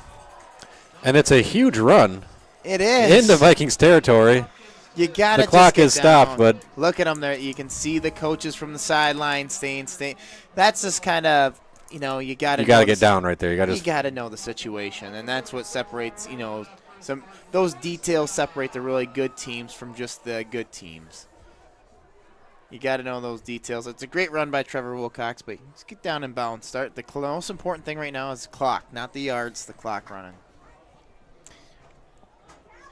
So into Vikings territory, the Spartans are going to have 1st down. Stay in bounds. Oh, Blake Eisenhoff. And again, they goes out of bounds, but again, it's about a 30-yard gain. Yeah, now you just got to run out the clock here. So, if you score another touchdown, that's great. That's terrific. That definitely puts the game out of complete perspective, but I'm okay with it. That's a different run than Trevor's, though. Trevor, he was kind of pinned up and then let the guy push him out. There, fall down. Blake was being chased from behind and gets tackled out of bounds. So, 2 different kind of runs there where, all right, one you can choose to not go out of bounds. The other, it doesn't matter. Well, it looks like the morale of the Vikings is just about depleted as the Spartans just continue to gash them here all the way down to the 22-yard line they are. And it's a counter play, and he's got a big hole. Yeah, Trevor Wilcox on the run again. Down to the 10-yard line. That's going to bring up 1st and goal.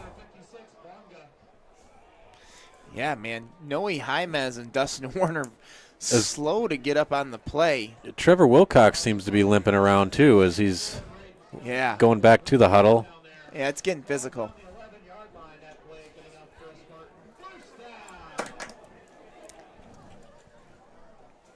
So Spartans put it in here. I think that's the nail in the coffin.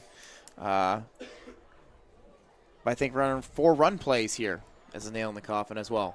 So any way you look at it, there's no turnovers, I think you're kind of scot-free for the Spartans here. And it's a good win. It's a solid win. When you look at it for Sparta, as Trevor Wilcox goes around the end, he might not be injured because he just takes it in for a touchdown right there. He was limping around, but magically when you give a kid a football, he runs like he's never hurt in his life. So Spartans score with 3:01 left. Gabe Gear's going to come up to kick the extra point. But looking at it, it's a huge win.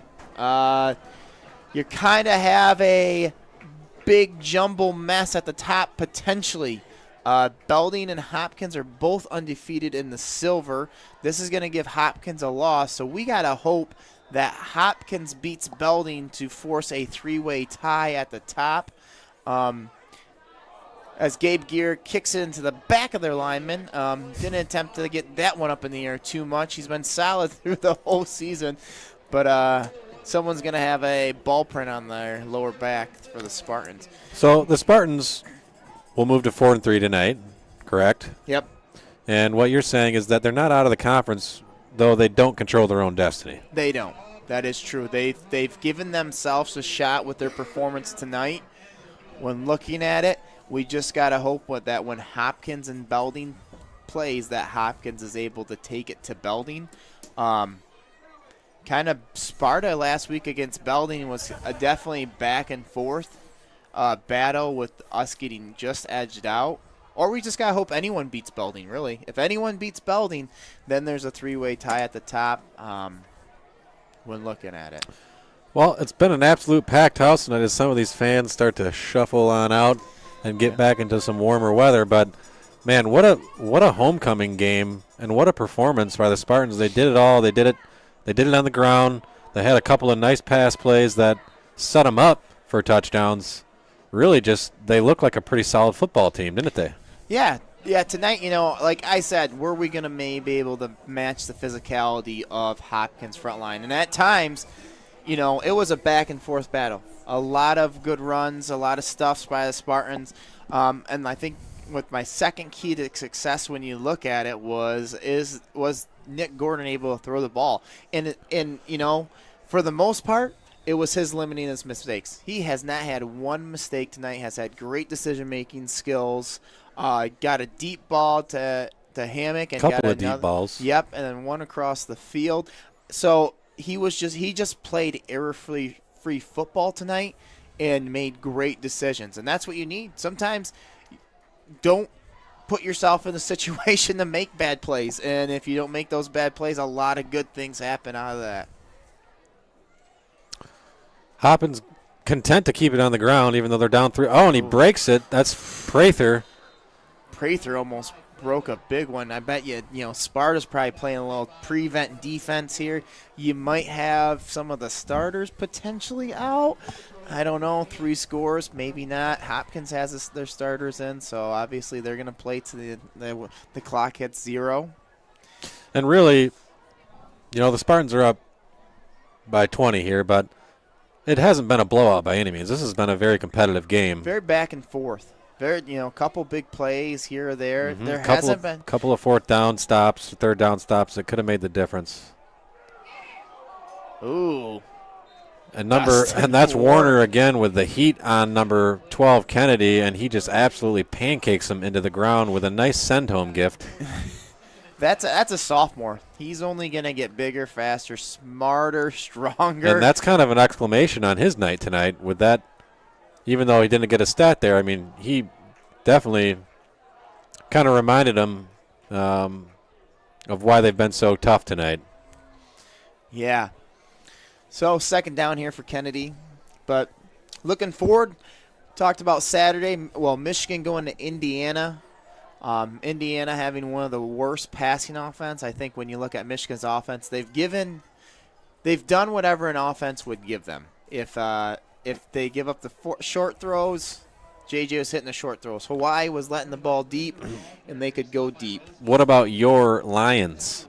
Lions, I don't know how many more times Dan Campbell can get on the podium and say he made a bad call or he mismanaged that. I think you're sick of hearing that. Oh, yeah, defense. See, I'll tell you what, I'm a Lions fan. I really appreciate the Lions fan in there. and their commitment to that You're team. a Because fan of the Lions. I'm a fan of the Lions fan. And as another thing with the Lions, I want to tell you, I don't think they get enough credit for how bad they are. I think they really deserve more. When people talk about bad teams, they talk about bad franchises. They talk about the Browns. As Kennedy completes a pass to the 25, a little too late, little too late. But the Lions, if you were to consider number of Hall of Famers, number of Super Bowl wins, and let's just talk about the Super Bowl era, number of playoff appearances. If you talk about those three aspects, I guarantee you that it's an overwhelming statistical anomaly that they are the worst. That's not even close. I mean, people want to say Jaguars or Browns, but it's not. I'm telling you, it's not close. So I just think they deserve a little more credit for how bad they are, and then I think maybe they can. Win, lose, draw, they are definitely an entertaining team to watch as the ball falls incomplete from Kennedy. But you know what? I said it today. They're 4 or 5 plays away from being 4-0. Oh, and that's them. We have drank the Kool-Aid, and we are going to the trough for seconds. And they've got cool jerseys, don't they? And we've got a cool mascot. We've got cool jersey. We should really be called the Browns, I think. We should switch team names with the Cleveland Browns. Is what we should do. We got too cool of a name to have such cool logos. But everyone's had arguably one of the best quarterback wide receiver tandem duos in Stafford and Calvin Johnson, and they went to the playoffs once. They went to the playoffs once as number 13 Jeremiah Rosenbaum tackles Preta behind the field. But you got to think Matthew Stafford leaves and wins a touchdown, and I think the whole city of Detroit's happy for him. I was excited. Stafford leaves and wins a title, yeah. So, the thing that we've had at Super Bowl quarterback for how many years that hasn't brought us to the playoffs, and then draft picks. At what point do you kind of say, what's wrong here? What's the key to? I saw the 7'4" French basketball player. They should maybe draft him. Just try. That'd be something the Lions would do. Let's draft a basketball player. That guy is. How do you hit from that range? How do you make? I saw a picture of him and Rudy Gobert, and he's 7'1". Wamba Waya or something, or he's the French Mamba. The French Mamba, or I guess that's his nickname. Yeah. Saw him on Sports Center. Yep, they're going crazy over that guy. That's for sure. Well, time ticking down here. Just 47 seconds left. Yep. Spartans with 34-14 lead. Stay tuned, though. We're going to have the homecoming festivities, 4th down. Oh, good passing catch by Kennedy there. No, but they're going to rule him out of bounds.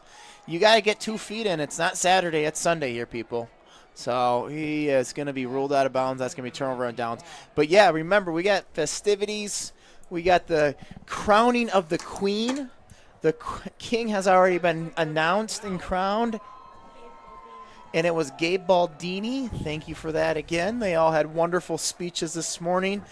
Lots of games. A great way to always end it on a win on Friday night. Great way to send us into the weekend. Yep. Football ahead. We got the announcing of the Red Apple. The teams that the sophomores have a chance.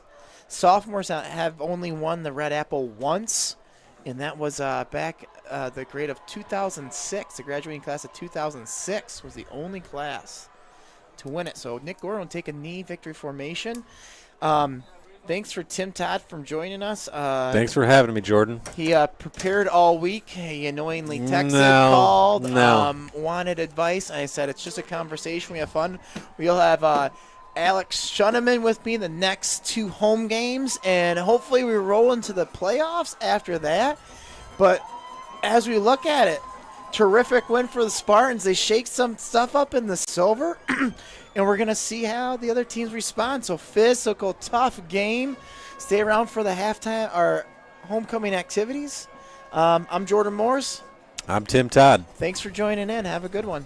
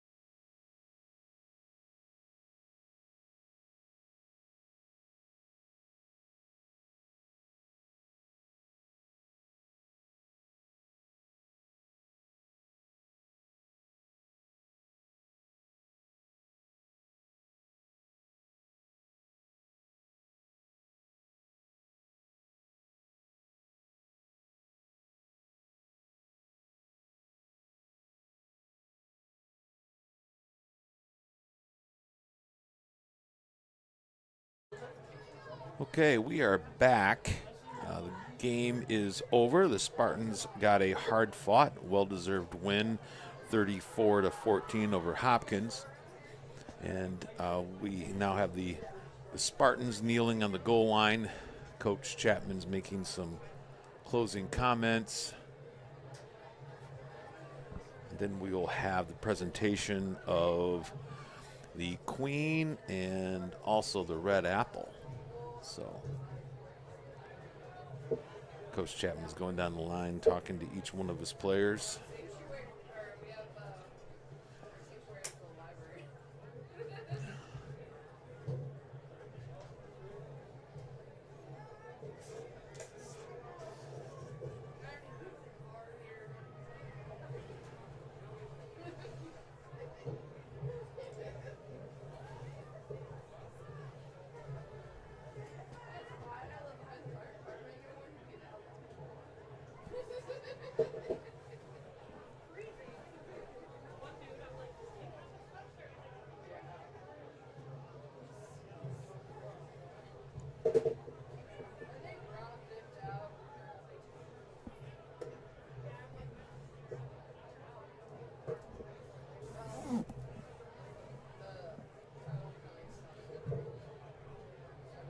We'll also be having fireworks this evening.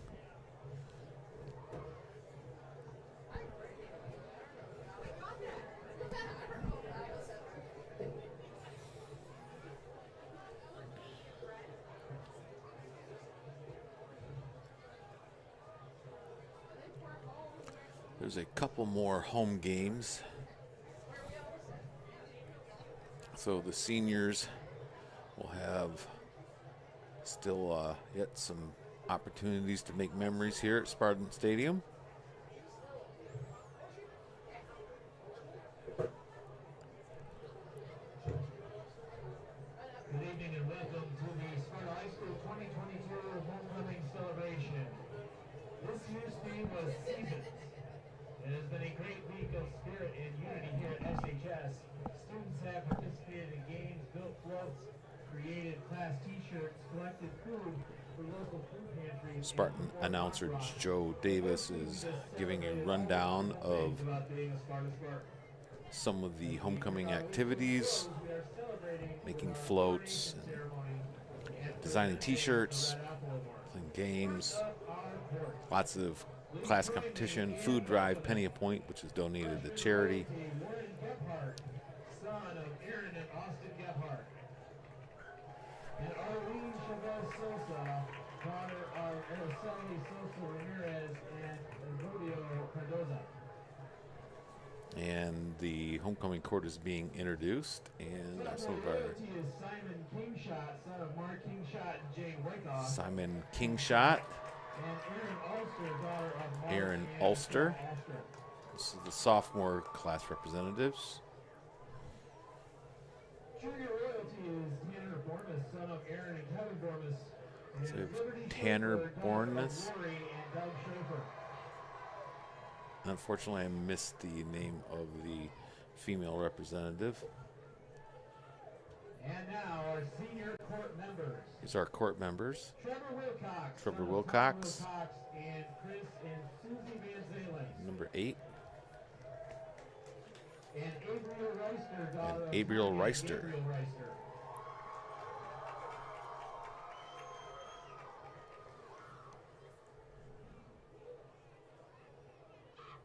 Henry Whitmore, son of Lori and Forrest Whitmore. Henry and Whitmore. Emma Januzak, Whitmore. daughter of Arlene and James Januzak.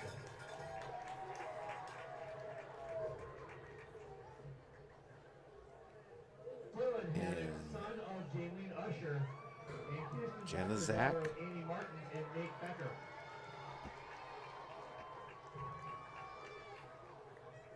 And Miss Becker. Gabe Baldini, son And of Gabe Jonathan Baldini. And Haley Pangborn, daughter of Nick and Haley Karen Pangborn.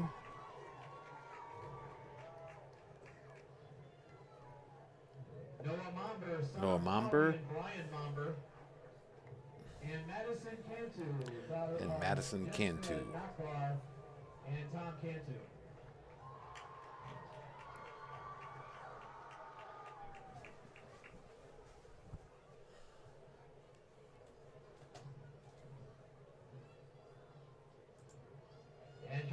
this evening is our 2021 homecoming queen, Marion Hill, and homecoming king, Nick Schoonmaker. Marion Hill and Nick Schoonmaker, last year's king and queen, with us tonight.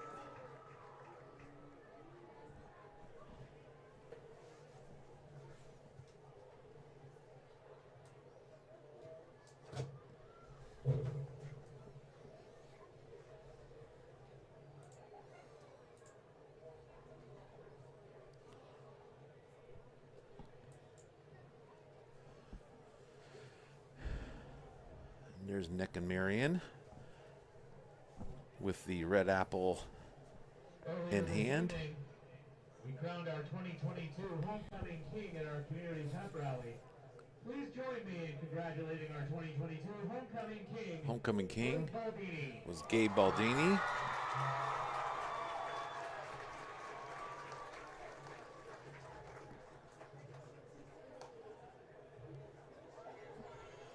And Nick shakes hands with Gabe.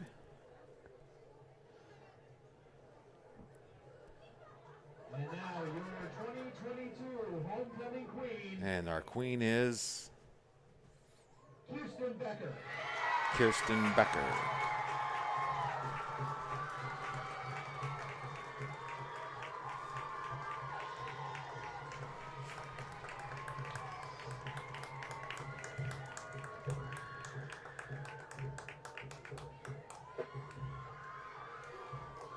And there we have it.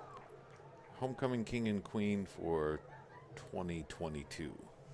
Now for competition results. Competition results are being read now. In our 2022 mock rock competition, first place went to the freshmen. First place went to the freshmen in the mock rock. Third place went to the seniors. Third place went to the seniors. Second place went to the juniors. Second place went to the juniors. Third place went to the sophomores. And the sophomores got first place in the mock rock.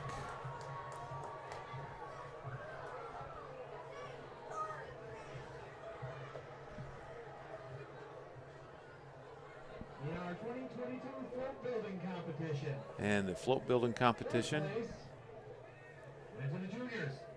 fourth place went to the juniors. Third place, Third place sophomores. to the sophomores. Second place Second place went to the seniors. went to the seniors. First place in the float building competition, First place went to freshmen. the freshmen.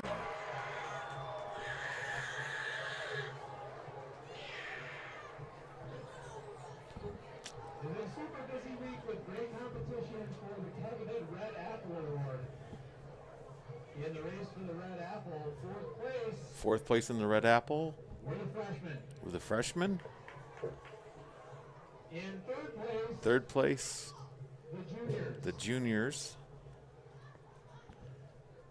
In second place, In second place, the seniors. the seniors. And the winner And the winners of the red apple were the sophomores. That has only happened one time, I believe. So congratulations to the sophomores, which happens to be one of the biggest classes we've ever had at Sparta High School, as far as numbers of students in that class.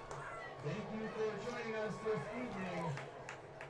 Well, that's going to wrap it up for a fantastic homecoming game and some exciting homecoming activities. We'll be back in a couple weeks. Take care, and for Spartan News Live, good night.